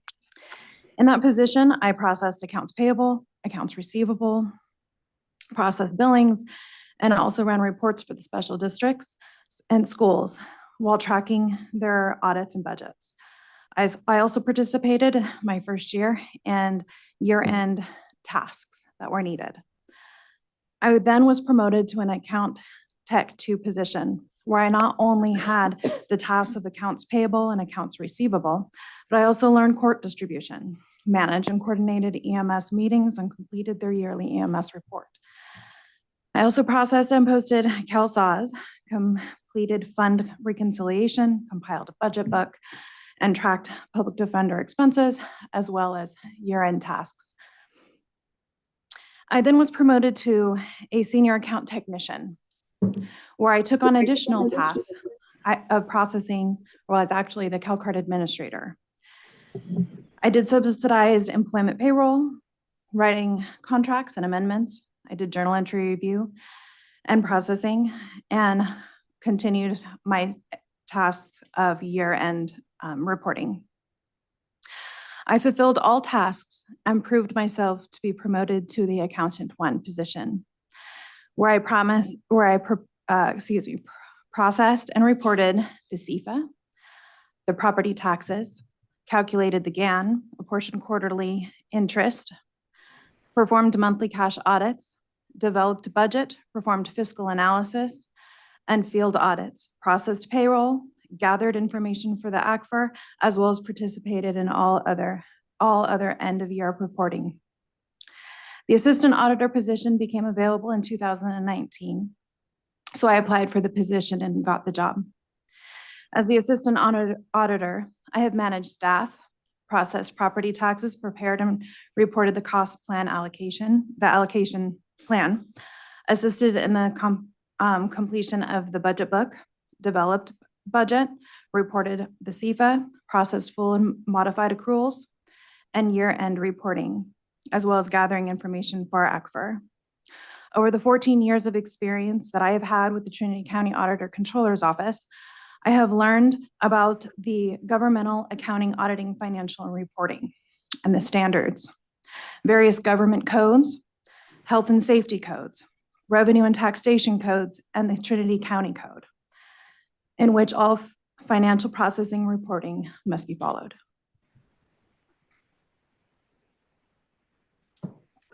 Can you also tell us about your skills and education that help you for this job? For my leadership training, I am currently involved in CSAC leadership, and that will be ending in May. So I'm still in the process of gaining that. I have some college experiences, but no, I do not have a degree. Through my experience of the 14 years, all of my education has been on the job. Okay, and I don't have as many questions on your resume as I had previously, so perhaps you can tell us about software that Software. you've used. Sure. So for our property taxes, we use a megabyte software system. We went live on that in 2019-20.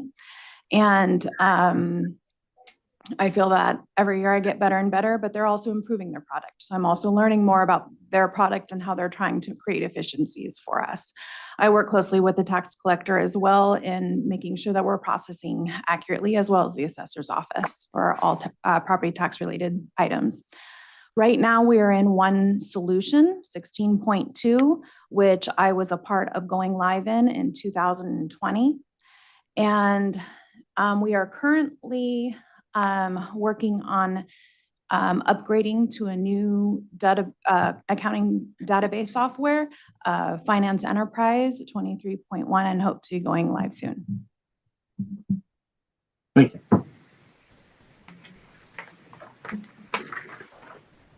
Okay. We move on. Okay. Go. How do you identify your internal customers? What steps have you taken to ensure they are satisfied? And what were the challenges?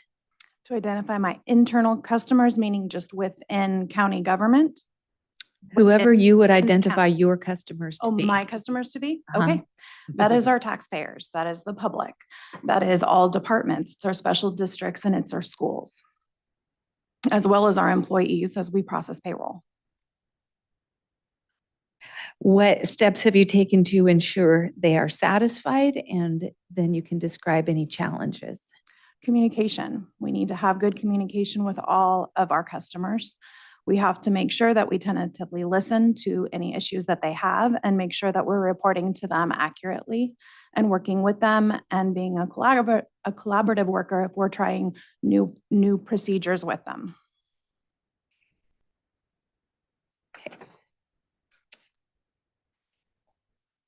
So a question on personal leadership. How would you define leading and provide me with an example of how you have helped others support meeting the goals of the organization?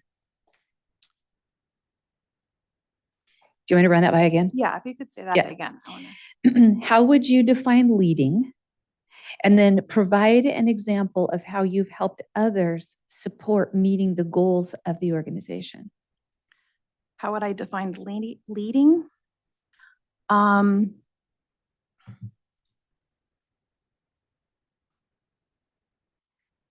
I think that it's important to have an open door policy. I believe in prioritizing the needs of employees and providing them support and promote their growth and development.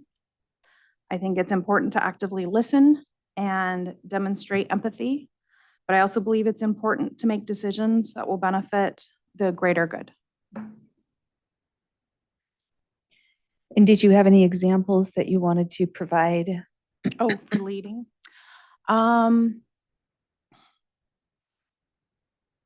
Something that that I guess this is part of leading is years ago when I was the CalCard administrator, I found that the process just kind of was weak. And I just felt that we needed to tighten up that process and make sure that all county employees who had CalCards were responsible in their spending.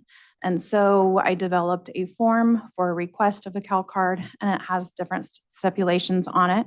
And there has to be justification if they're going to go over the minimum limit, that type of thing. It has to be approved by their supervisor. And then we do a review in our office rather than just issuing CalCards and just having this kind of felt like a free for all, honestly.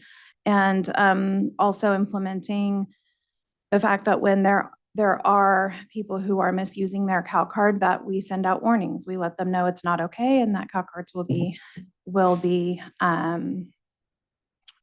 be put on hold and therefore could be terminated if they continue to misuse the CalCard.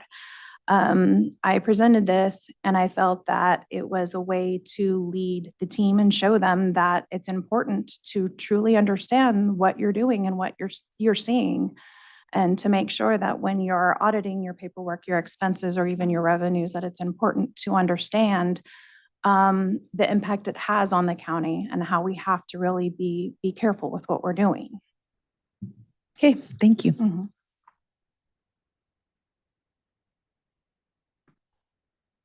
You're good, Jill? Mhm. So can you tell me about the last conflict between two employees that you handled?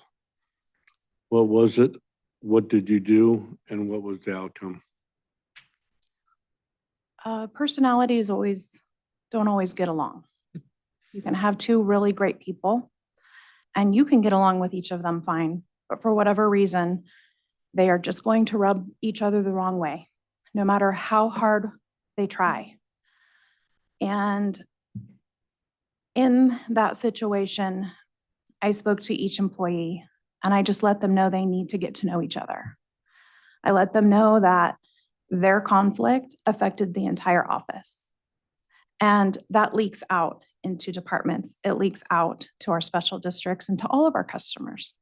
And we need to learn how to be civil. We don't have to be best friends with who we work with, but we do have to understand the responsibility that we have to each other and to the county, to our community, and to represent well, and to figure out how to get along and find common ground. Did it work out okay? Yes, it Very good. did. How have you built confidence in your team even when they were struggling on the project? And could you please give me one example? Oh, how do I build confidence in my team? I make sure to always tell them what they're doing right. I make sure to tell them what their strengths are and that I appreciate their efforts and that they show up every day. We are an office that has a lot of, our work is tedious, it's overwhelming, and it can really get to you regardless of what position you hold. It is a lot for each individual in our office. But they come to work and they have a go-get-em attitude. And I encourage it. I make sure to tell them what they're doing right. And when I know that they need help in an area, I let them know, let's build on some of these other things. You are so strong in this aspect, but now we have to kind of fine tune some things. And let's remember that we have to stop, analyze what we're doing, make sure it's right before we move forward. And that's what I do for my team. I guess I have a question I would like to ask that's not on the sheet. How understaffed is your department at this time? Very. 30%? Pretty much. I was told that the auditor's office used to have 9 people who staffed it. Currently, as of today's date, we have 6 people, including the auditor controller. We have 3 people who have less than a year's experience, 2 people who have less than 3 months experience. My accountant too has around 4 years experience. And as you know, I've been here for 14 years. So this is a very trying time. It is a very stressful time with being overwhelmed and stretched so thin. It is difficult, but the spirit of my team has been amazing. They come in and they're ready to learn and they're ready to work. And I can't express how much I appreciate them. Thank you very much. You're welcome. Was that all for me? Supervisor Frazier, are you next? I think there. He has one. He more. had one more question. One more question there from Liam. I'm gonna make this one up. No, I'm just kidding. Okay. Have you ever managed a project that has adverse effects on another department that you failed to consider? And if so, tell me about it, please. Have I ever managed a project that has reverse effects Adverse. on Adverse effects. adverse effects? Well, one of the steps that we always take when we start thinking about a project or even changing a policy or procedure is that we sit and analyze, who does it affect? And if we realize it affects one of the other offices, we know the next step is to reach out to that office and have a meeting. So I cannot think of a time during my 14 years when we did not take those steps. We did our best to always consider all other departments, districts, school districts, whenever we knew we were going to be changing any type of policies or procedures or doing a project that would affect others. It's important to be a team. Thank you. You're welcome.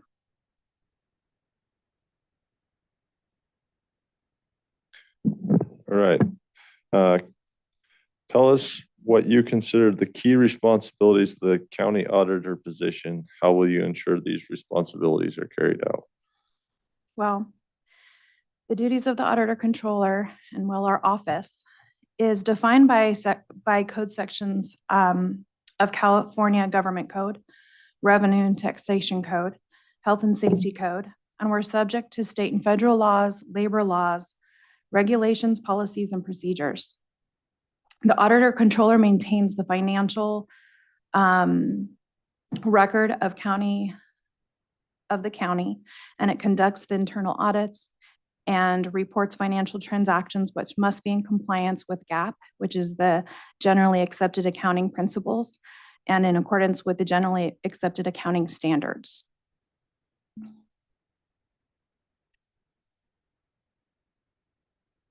All right.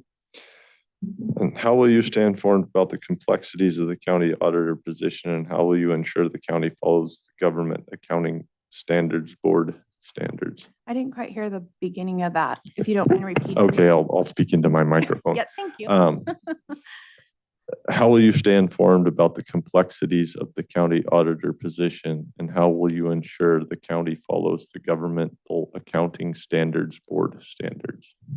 Gatsby. Well, I am a member of the GFOA, so I do get notifications through there. I also attend the auditor controller meetings for the Northern County auditors, which I actually just got back from, and learned there's a new GASB coming. So get ready, everybody. And obviously Google's everybody's best friend. So if I truly, need to know something, I can always go out there. But I do try to reach out to other counties, go to any kind of meetings that is audit related, tax management meetings. We always learn things there. And anytime, and I also receive different emails and notifications of things coming up. And what was the second part of the question? It was how am I going to Ensure that we follow the county follows GASB standards. GASB standards? Well, I'm going to make sure by knowing what the GASB standard is, reaching out and with the resources that I have to ensure that when we do our reporting, we are reporting according to those standards. Thank you. And how do you determine if a risk is worth taking? Give an example. How do I determine if a risk is worth taking? It will depend on how great the liability is.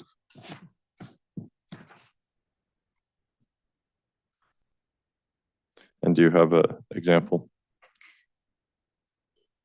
Honestly, no, mine's a little blank at the moment. Nerves are getting to me. We can come back to it.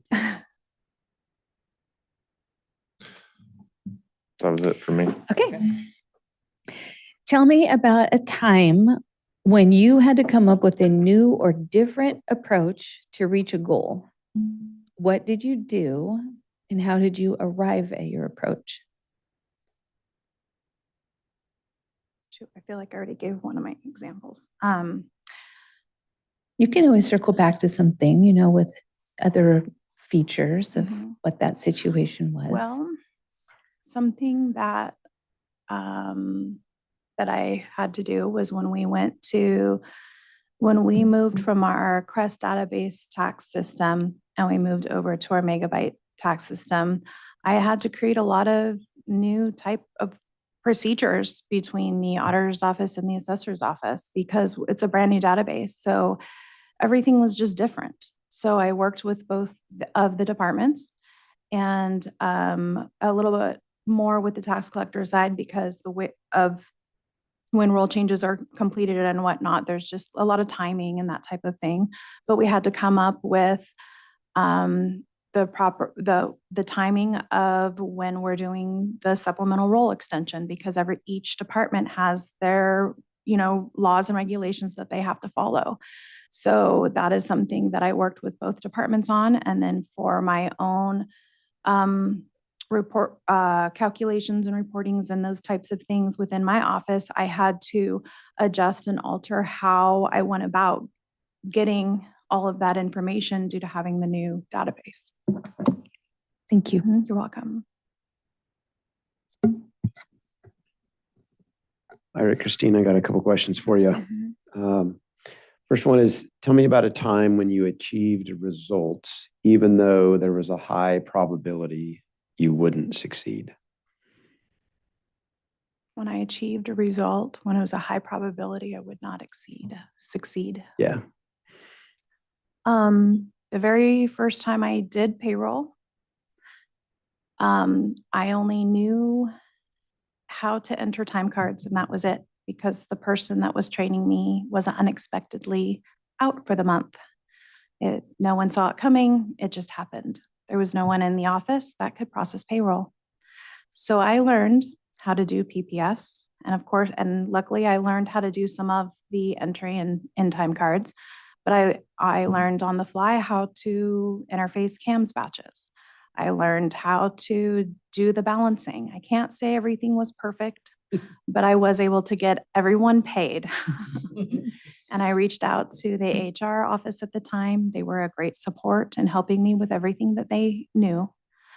And the person that was unexpectedly unavailable, she did her best to call when she was able to try to walk me through things and answer my questions.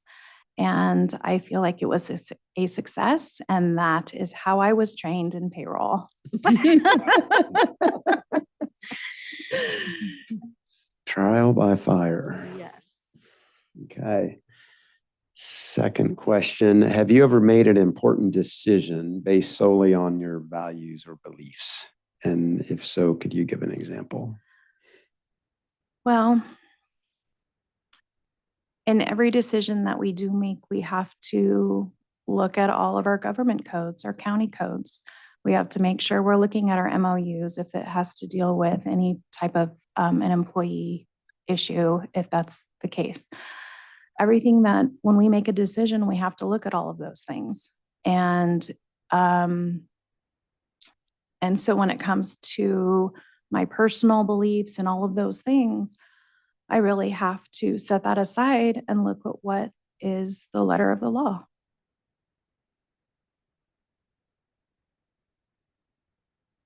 Okay, thank you. Then my last question, tell me about a time when you stood up for what you believed, even though it was unpopular at the time.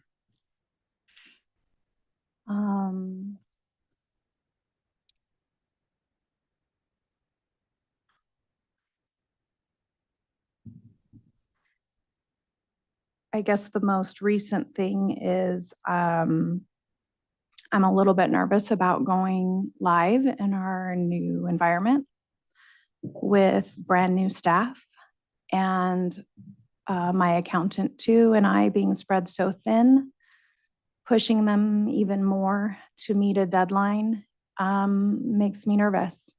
And I value the well-being of my staff more than pushing to go live. And so I made my voice heard at our last meeting and stated we may have to go till the next month. So, and I presented why. I presented how it can affect not just my staff, but the services we provide to everyone. Right now, we are on a huge learning curve. And thanks to all the county departments and special districts in our schools, they have been so understanding with us, knowing that we have over half our staff is brand new. So that was probably the time when I stood up and said, we may have to push this back. And I'm sorry for for that. I don't want to delay it. I don't, I am a collaborative worker. I want to be a team player, but we really need to make decisions based on the greater good of what's going to be best for everyone. Thank you. Does anybody have other questions before I go into these last few? Yeah, one question, I guess. You are going into an elected position. Yes. And you've been here for 14 years as a non-elected official. Yes. Are you comfortable with the fact that you may not have a job in 2 years? Yes, it's taken me a while to get there, but I feel that with my service, I'm hoping that other county departments will see that I am of value. And so if I am appointed auditor, I will be running for election. If I do not get elected, then I will be putting my resume out for, I'd like to stay in Trinity County. I love serving Trinity County. I'm a Trinity County native. I grew up here, and I give 100% to my job, and I love what I do. Okay, great. All right, so first, tell me about a time when you had to act before you had all of the relevant information. How did you determine what to do? I think your payroll example is actually one of them, but Yeah. is there something else that you would like to bring up to kind of hit at that? Well, because our office has always operated off of 6 people, including the auditor, a lot of the learning is trial by fire. Being the CalCard administrator and bringing that more into a more in control and really being able to audit that, and the whole payroll situation. I also learned, CalPERS on the fly. I learned all of these things on the fly due to the fact that in our office, you have to know everything. You don't just do AP and not know how to do accounts receivable. You don't do payroll and not know how to do accounts receivable. You have to know everything. And I've worked my way through this office and know all the tasks. I can help every single employee in what they're doing. And I think that's valued. I think in a leader, it's important to, yes, do the higher management style and do the higher level of accounting. That's important. That's expected of you. But you also need to understand your circumstances and understand your staff and understand that they're so overwhelmed that they're not going to get to A, B, and C. So I guess that means I'll be scanning, emailing, and filing because they're doing this part. I feel like I know when to delegate and when they can handle it. And I know when to say, okay, I'm going to step in and I'm going to help you because I see you're drowning. I don't know if that answered your question, but. It's just fine. Thank Okay. you. And then this next one has to do with delivering an unpopular message. Again, you've kind of addressed one here recently. But tell me about a time when you had to communicate what you knew was going to be unpopular. How did you prepare? And then what did you do? Well, when I discover that, and of course our office is full of that, where the big office of saying, no, we can't because, and it's always in preparation. Oh, see. In preparation, it's always referring to code, referring to, depending on our situation, it's always referring to what is the situation? Do we have code on it? And having backup as to why we are going to make this decision. It's because of A, B, and C, so that our customers understand we're not just making things up as we go. We are truly trying to abide by the law and the best interest of the county. Great. All right. Tell me about a time when you did something unique to motivate your staff. What was it and what was the outcome? Well, to motivate staff. I guess, I cheer my staff on a lot. And so I definitely, do that. And I just recently implemented a staff, I guess, lunch, and we do it the first of every month because that's when payroll has been printed. A lot of our month-end things have been completed. It is something that we all look forward to. We all sign up for different items to bring, and we meet and have a lunch together. And it's to just be together and have a social hour and just kind of celebrate the month we just went through. Nice. Okay. Mhm. All right. So just a few more. Okay. Tell me, what about this opportunity most interests you? You've been in the department a long time. So what is it about this opportunity that most interests you? Well,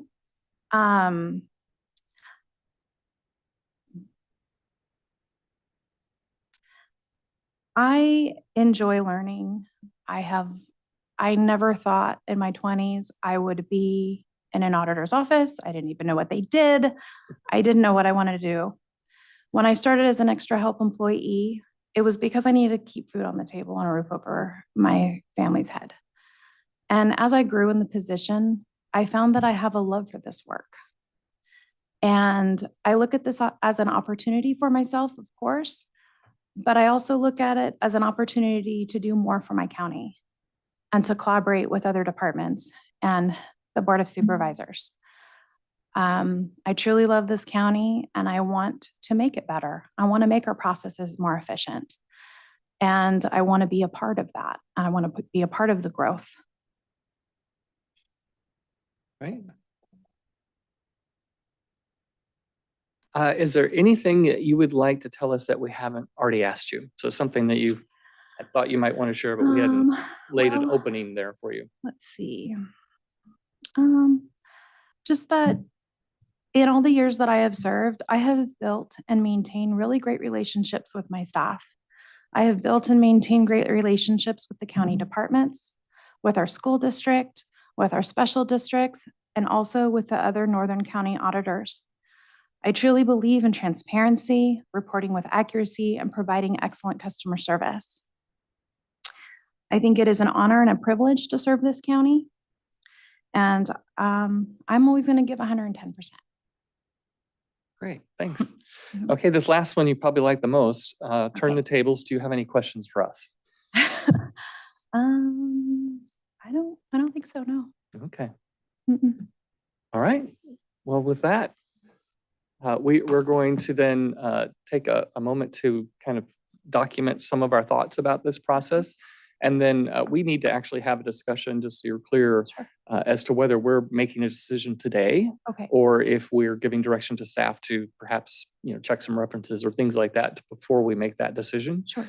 But one way or another, this would be something soon. If we give direction to staff, it'll be brought back on a very near-term agenda. So this will be resolved soon. Okay.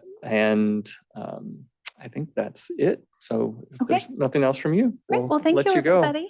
Thank you. And Trent or Layla, I think if you would provide the board with a little bit of guidance about the template that you gave us to document our thoughts. Here we've had these questions and we can be taking notes there, but you also had sort of a template for gathering, solidifying our thoughts for each of those two candidates. If you can kind of explain that, because then I think what we should do is give, say, 10 minutes, and we'll see if that's enough time for people to fill those out and then come back to have that discussion about, are we ready to make a decision or do we need more information? So if you could walk us through that a little bit, I think that'll help. And you're right, it is a little bit different from the way that we normally do the scoring on this, because the questions were different also that we asked each candidate. I created, because of the importance in the role, I created a different based on Trent, Angie Bickle, who's in the position right now, and myself, our experiences in trying to get the best person for the role. So what I did with this on how to rate is taking what you heard and saw and felt from the people that were in front of you that answered the questions, and interpreting it in a way that are important, the different competencies. These are all competencies as well of what's needed for a elected position, which is what this will eventually be. And it gives you how each ranking would score within those categories, so that you have a good knowledgeable way of saying, okay, that 1, 2, 3, 4, and 5 are the same for all of you. Because that's where I think our scoring as a county is a little bit different. There's a lot of personal, it's subjective rather than objective. And this makes it more objective so that it's more tailored to a real result of what you people saw. Okay. And for the public's benefit, what we have is a template that has about 9 or so different categories. And then each one of those has a 1 through 5 sort of rating system. It's not, strong to weak, but it's something that helps us kind of firm up how did we come out in that area? So knowledge of a specific job and job related topics, experience, communication, so forth. So that's what we will be filling out here when we take a break. And then when we come back, again, what I'd like the board to be thinking about is, do you feel like, having gone through today's questions and answers and filling these out, do you have the information that you feel you need to make a decision? And then again, that decision would be, we would basically be in a discussion mode rather than having to have a motion to which one, but we can have a discussion where people share their thoughts about which might be the better candidate. And again, this should, for the most part, be our frame of reference. It's the information we gather today and how that translates into this kind of a structured rating system. Is that a fair description? Yes. Okay. That is fair. And I'll just add on the numerical ratings. It's not necessarily a comparison between each of the individuals who are scoring, but it's being consistent for yourself, how you're scoring, in this case, each of the 2 candidates. So as long as you're consistent within yourself, then when we compile all of the data, if you will, or the consensus amongst the board, that will then lead us to whatever the appropriate decision is.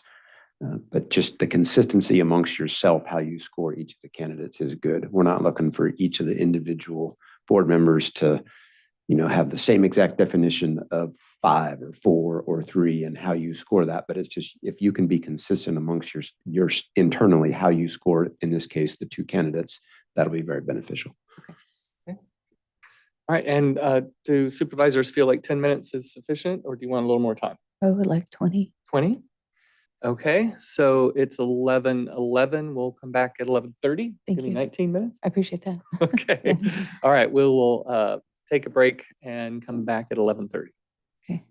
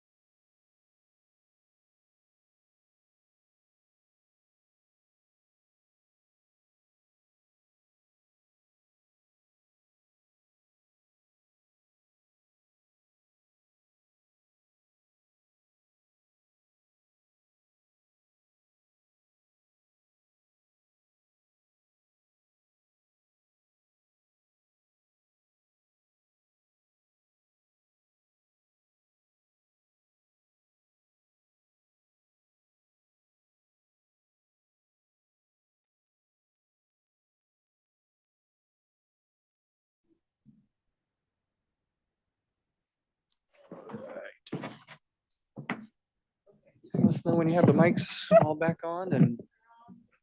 We're looking. Okay, we are coming back into open session. Now I know several of you stepped out for a little bit of a dialogue, just kind of about process so that we weren't having Brown Act violation in that discussion. Is there anything from that you'd just like to share again as we come back together? Maybe there some questions were raised that you can help clarify for all of us now before we get started? Just probably a couple clarifications. One, both candidates meet all minimum qualifications for the job. We only brought forward, those candidates that did meet minimum qualifications for the job. So if any questions are about that, as far as qualifications or experience or anything like that, from a job description perspective, they do meet the minimum requirements for the job. And then just from a process perspective, we can, based upon the direction of the board, just kind of work through the different categories and reach a conclusion if that's the desire of the board today, or just provide direction to staff, whatever the preference of the board is. We don't necessarily have to have a motion on the table to have discussions. It would make things clearer, if you will, once we got to a certain point to provide that motion and documentation just for future minute-taking capabilities and that kind of stuff, but we don't technically have to have a motion on the table to have discussion about the appointment of the position. So that's really up to the direction of the board, how you want to proceed with that. Okay, thank you for that. So, go ahead. Did both of them get their training or their training to be in this position on the job? Because it seemed like they had small college references, or did they both move up through the ranks to become auditor and that's how they got their stripes, we'll say? First candidate had bachelor and master's degree in accounting. Okay. And I was mostly looking at the last person, but she's just worked her way up through to become able to do this job. You're talking about to meet the qualifications of the auditor position? Yes. Yeah, there's three categories or three methods that you could meet the minimum job qualifications. One is through the education aspect of it. Mm-hmm. Actually, the first one is through being a certified CPA. So that's the one. The second one is the education aspect of it, bachelor's degree with a certain number of credit hours in the accounting career field. And then the third one is based upon experience in a similar or like type of job. And that's between those three, both candidates meet one of those three and they meet the minimum qualifications. Okay. So the first question I'd just like to ask of folks is, do you all feel comfortable making a decision today based on the information that we have in the process that we just went through? Yes and no. I do feel comfortable making a decision. I kind of feel we're missing one aspect of this decision-making process, and that's the public. We're looking at 16 people on Zoom in an empty room when we're going to be appointing an elected official. So my own personal thought would be, I would like to see this done when maybe we could get some public input, give people another bite at the apple, but I'm okay either way we do it, if you want to say it that way. Okay. And Yeah, I don't know about the 16 people, but this was put out in time to notify everybody. I wouldn't be sure. I wouldn't think that more than 16 or 20 people would show up anyways down the road. And this was their opportunity, I think, to come today. Go ahead. My thought on that is that if more people came on a different day, would they come informed? Or would it be more based on, this is the opportunity if they were noticing what was on the agenda to dig in and see the information, would they do that otherwise? Whereas if we were in an election process right now, we would have had campaign nights with questions and answers to answer those kind of questions. Although I agree, it would be helpful if the public were sharing their opinions so that we felt like we were in a representative way meeting their desires. So comfortable moving forward or would you, okay. Well, I'm the one that was, you weren't. I'm comfortable moving forward. I just don't know if it's the best route. Well, I mean, I think I'm prepared to make a decision. It's just whether or not the public at large will agree with that decision in hindsight when they go back and watch our Zoom video and decide that they have a different idea. And given that, it doesn't hurt to wait and see what kind of feedback there is and to then be able to assess if that feedback was informed. Well, we were presented with the option, make a decision today or refer, give direction to staff. That direction could be to put it on the next agenda, and that would allow more notice, another opportunity for public comment.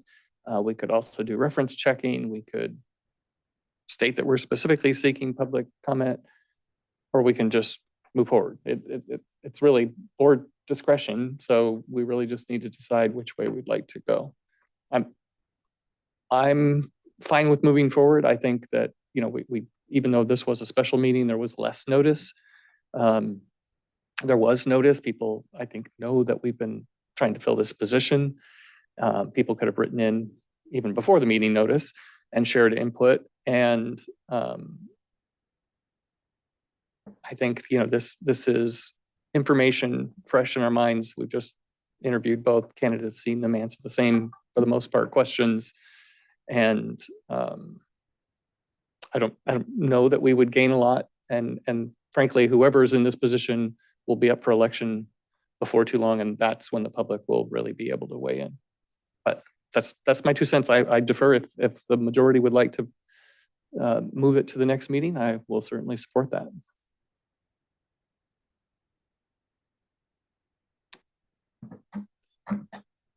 Fine with going through today. I am as well. Okay, so we will, we are basically looking to make that decision today. Again, I think this template that was given to us that has the 1, 2, 3, 4, 5, 6, 7 categories of ratings, if you will, gives us some frame of reference. I think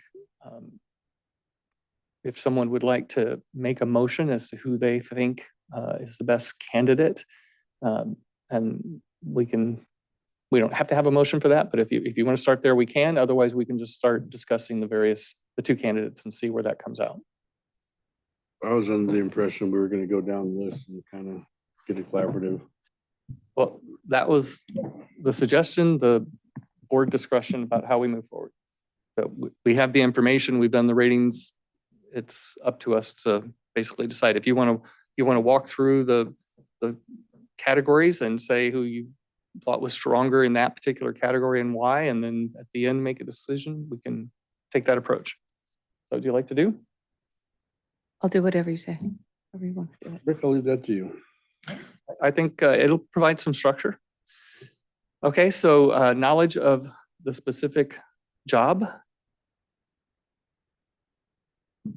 Maybe I want to just say, you know, where Just take it I down think the road. How do you we'll want to do just it? whoever wants to jump in, and we'll hear from everybody. But maybe your either numeric score and anything that kind of just says why you kind of landed where you did. If there's something specific you want to share about that. So we should just weigh in locally. Go ahead. So I'm down the line kind of. I don't know. I'm thinking maybe we come to maybe we give our overall numeric score, start there for argument, and then we can go back and try to determine where the differences are instead of going through this line and saying, oh, well, I scored this and this is why. And then we all end up with the same score. We don't really need to know how we got there. So I'm fine with that. I think it would be more efficient to do that and see if we start out with a consensus. Oh, consistent or inconsistent we are? Yeah. Okay, why don't you start us off then?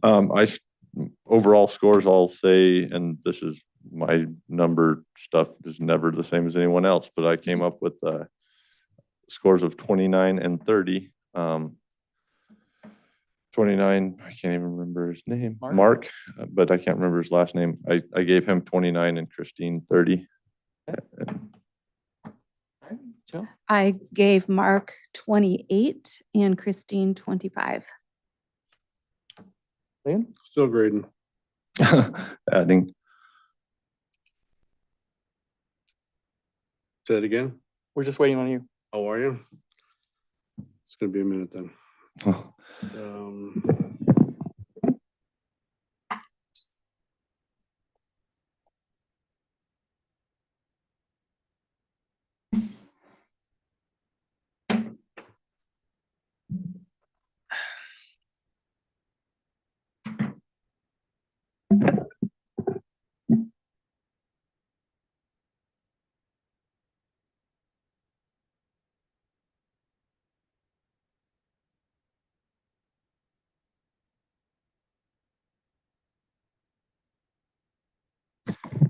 So, Dan, you were 29 and 30. Yes. Jill, you were 28 and 29 and 28 and 25. 28 and 25. Okay. and you, Chair Lutweiler, while we're waiting for Liam. 26 and 30. In order. So Mark and Christine. Mhm. Okay.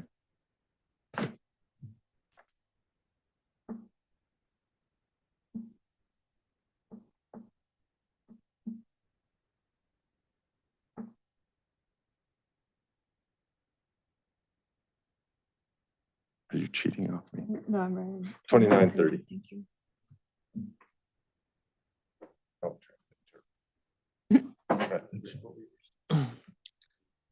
6 and 30. And I just, while we're waiting, since I know we had taken the time to do some of this during the break, but one of the things that I'm sensitive to is that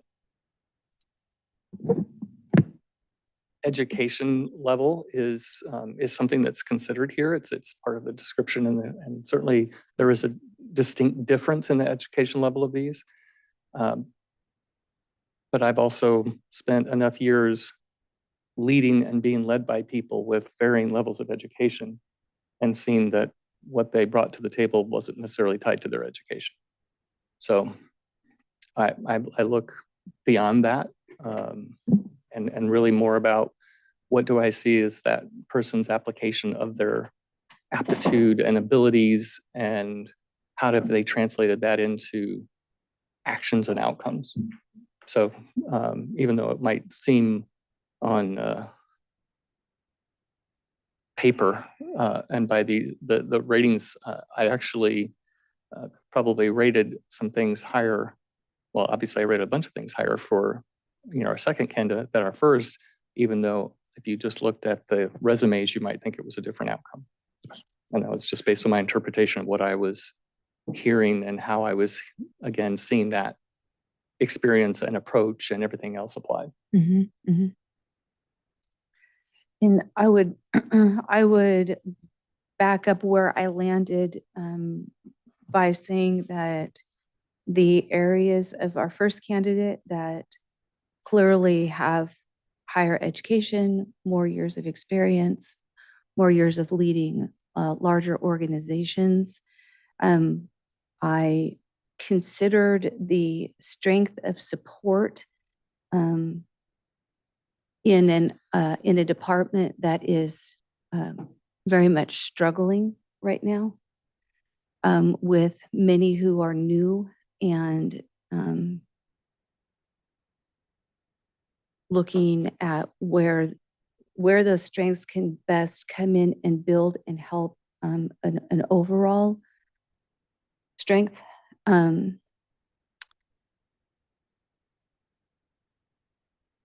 But where our second candidate, I mean, truly shines is how motivated how desiring to move up, desiring to lead. But then when we consider points of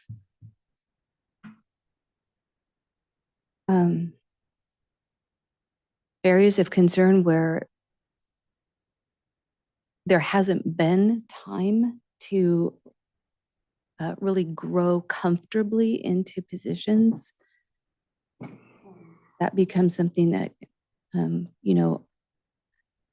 sometimes when someone, as you say, moving into something and the time and the experience mean more than the physical education on the books, so to speak. Sometimes we can hurt more than help by going into a space sooner than that time comfortably lends itself to being able to lead from a position of strength, even though leading from a position of desire is powerful in its own right. That's where I'm seeing a difference in what is the best outcome for each one. Understood. Yeah. Okay. Do you have your scores? I do. 28 for Ms. Gaffney, 27 for the gentleman. The 27 for our first candidate, 28 for the second. Yes. Okay. So in terms of consistency, inconsistency, we're all pretty close. Yours is, I think, is the only one where you rated the external candidate, if you will, higher. And you were explaining some of that. Is there anything else you'd like to say about that?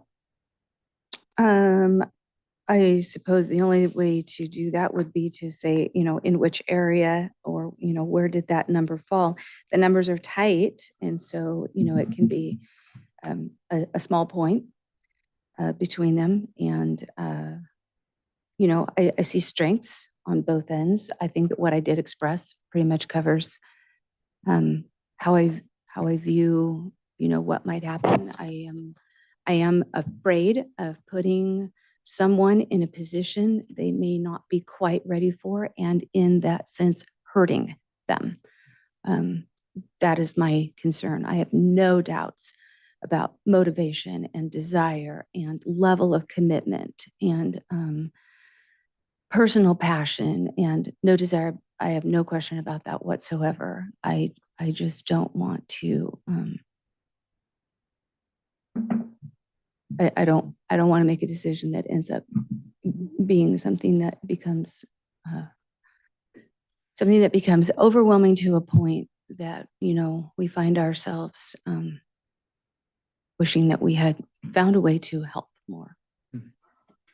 Well, and I've certainly experienced that. I guess common terminology is the Peter principle of getting out ahead of your skis, basically, of that. And I have seen situations like that, or somebody that was really good at sales, but you put them in sales management. It's like, whoa, no, they can't manage. They're just good at selling. So I've seen that. I would say, based on what I was looking at and not knowing a ton about the specific duties other than what we heard today, is there was someone that has lived in this environment and has thrived in this environment, promoting, I think I heard at least 5 or 6 times up to the assistant, and knows the team well and knows the challenges of the team and knows what we're going through as a county and knows, and all of those things, and is willing to risk her future with the election that would follow because she's that confident. And so that's really kind of what got me there. On the other side, if we brought in the outside candidate, well, you immediately filled a role that we would have to otherwise fill. If we put him at the top, she's still here. If you put her up here, we got to fill this one. And so there is a positive, I think, of bringing in that level of experience, but then you have to say, okay, but what impact does that have? Because the outside candidate is an unknown. That is a new personality. It's a new leadership approach. It's a new learn all of our system, our flaws, our bugs, our issues, our constituents, our all those sorts of things. And so it's a trade-off. And so from my perspective, when I looked at it, I felt like always liking to promote from within when they're qualified and when it's going to lead to success for everyone involved is always my preference. And I just felt like there was enough to go on there to Mhm. justify the difference for me. Okay, That's understood. just. Yeah, no, appreciated. I think, well, in this certain circumstance, I have a little bit of difficulty grading 100% on numbers, making a decision, because there is the dynamic of we have an auditor's office that functions short-staffed and still does a good job. And we can maintain that, or we can add a new level to it that we don't know yet, that they don't know. And we can change the dynamic of our auditor's office. It could be great, but we don't know that. And to me, there is a benefit to having the stability, and everybody knows everybody, because when you're working short-staffed already, to have people that know the folks they're working with and for, I think it's beneficial to have that. That's why I actually graded experience higher for someone with less experience and less education, simply because she has much more experience in Trinity County. She knows what's happening here. That's the experience that matters to me, is the experience in the Trinity County Auditor's Office, not all the other experience. So that's the difference in my grading, actually, is it comes down to I graded her substantially higher in experience because of where her experience is. So I agree with Dan 100%. And I would just take that a little further. If we did hire the gentleman, and Ms. Gaffney stayed, the next election, if she ran, I would imagine she would win just through popularity in the county. Countywide election, her name is known. She's a known quantity. I fear that we hire the gentleman for X amount of time, 18 months or so. We get into election and we end up with the person who we didn't pick. I think that, like Dan said, a known quality, historical value, working inside the system, all play more heavily into my decision than the number game. But what plays most in my decision is, well, two things. The gentleman hadn't been around his jobs all too long. And it's a startling reality when you come here. This is a different place to work. And I already know that she can work here. I don't know if he can work here. And I guarantee you he will lose the election because it's not a popularity job. Christine will run and she probably will win. And then we just spent however many months bringing this fellow up to speed for probably no good reason. And do you feel the same way that if it came to a general county-wide election, I certainly think someone that's been in the county, worked in the county, has all the county friends and all that, they will probably win the election. Oh, I 100% believe that she would win an election in 2 years. I mean, not knowing who else would be on the ballot. Sure. You know, with this amount of crystal ball. What I thought might be a benefit to her is to have 18 months, to have somebody that can come in with this higher level experience. And if he's willing and he realizes in 18 months, you're going to have to be on the ballot too, which was part of our input. So we are sure that there is that understanding that we could hand her the benefit of, we don't know what an auditor's office is going to feel like with an auditor gone yet. And I'm just trying to strengthen, give her every advantage is my thinking. So you think he being there for a certain amount of time would be advantageous to her? Yeah, because would if think you it'd be weigh the the other way two, around. if you weigh the two options, you're either going to have an office where he's there with higher education experience and at not only the job, but running staff. She's there with her consistency that she has come up through the ranks with all of this understanding.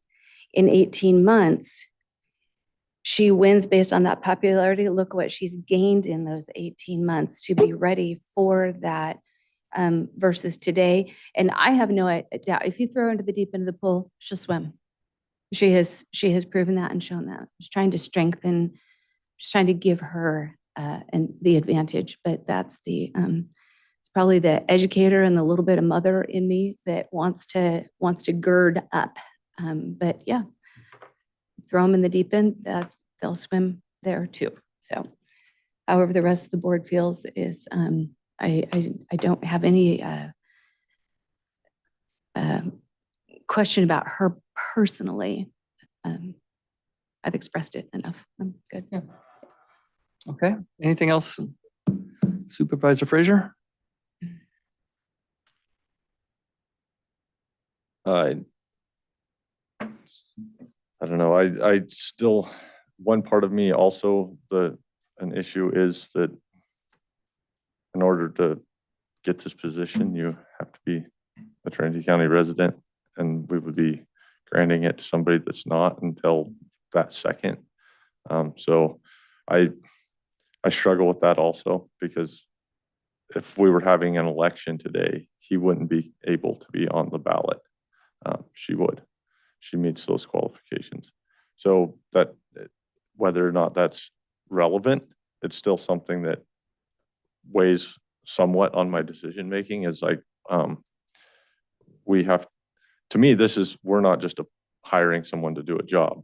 We are acting as the voters of Trinity County, and that I hold that at a different level than to say all these numbers are perfect. Yeah, I think we have to take into account also the fact that if it was actually an election, unless he moved here first, he wouldn't be eligible. Yeah, in Where fact, does that I would just stand clarify from that. an HR position. Yeah, when I spoke to the folks during break, is that if our direction was for the outside candidate, then basically we would be giving that direction, and then staff would work with him, but we couldn't officially appoint him until he was here and a registered voter. That's the way that process has to work. So we could say, that's who we're choosing as the best candidate. Go work with him. Once he's here, registered as a voter, all those sorts of things, now we can have a meeting where we appoint him. He might even turn us down. He And- might not and- like our offer, so Yeah. we can't appoint him until all of that is done. Trent, fiscally, what do you think about this? As far as having someone come on for possibly 8 months, losing an election, him going wherever he goes, and us spending 18 months employing him in a new job, paying him what we do. Do you think the cost benefit is right there?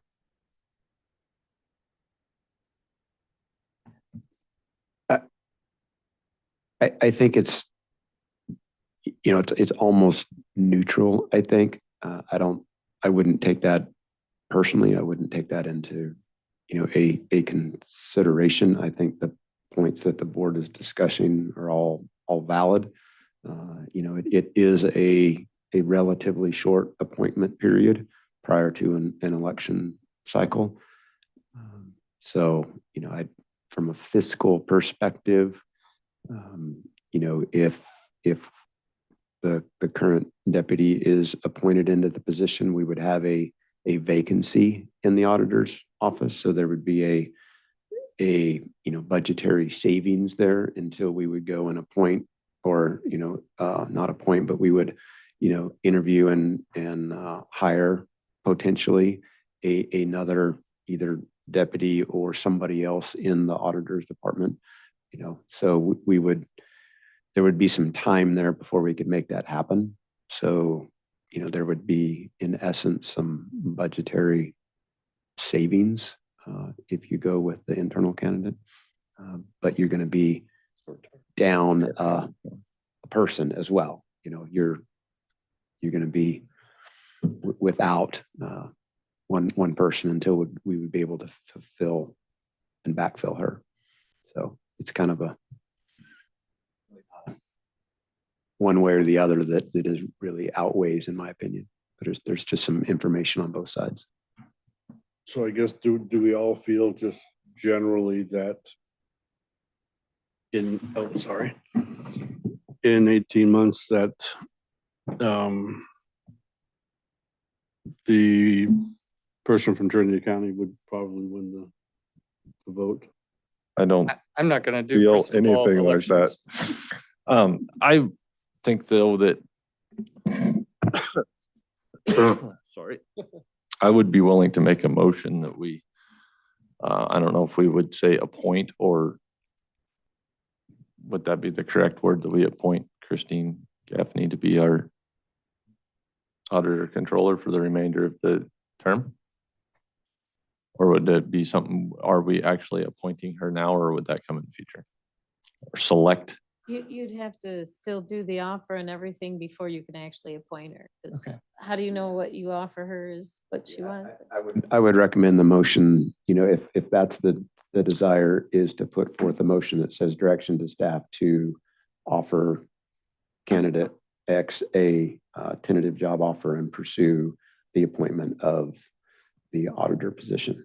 And then we would do the HR actions, then we would formally bring back the appointment to either next week's board meeting or the future board meeting. And Our current auditor is here, or working until the 31st of March. So we do have a little bit of flexibility here. okay, and then just for clarification, the offers that we would be making her, there won't be any, we're not going to be negotiating contracts, because that's a specific pay schedule for the auditors, correct? Yeah, for her, because she's internal. Yeah. So then I'm confused as to what the offer acceptance is. If it's set, what the pay and benefits are, and they applied for this wanting that, then what is the, It's more of a formality. Okay. But there's always that option of somebody to turn down a tentative job offer. I mean, I would anticipate they would know exactly what it's going to be, but that it's just the formality of going Okay. through the HR process. okay, understood. So your Okay, motion- so do you want to continue with your motion? Yeah,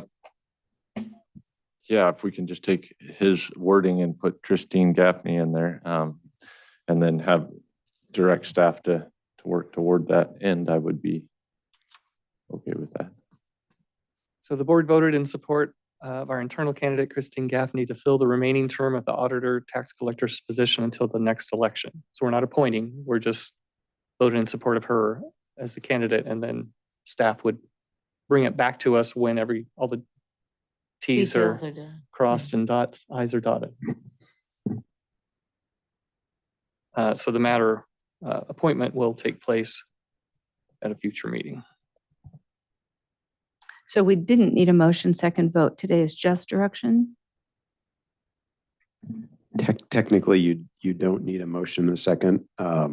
In conversations with Margaret, I mean, that always makes it cleaner, if Okay. you will, Mhm. to have a motion, a vote, and, for minute purposes and historical purposes, but technically it's not. Okay, well, in that Required. case, Supervisor Frazier put a motion on the table. I will second it.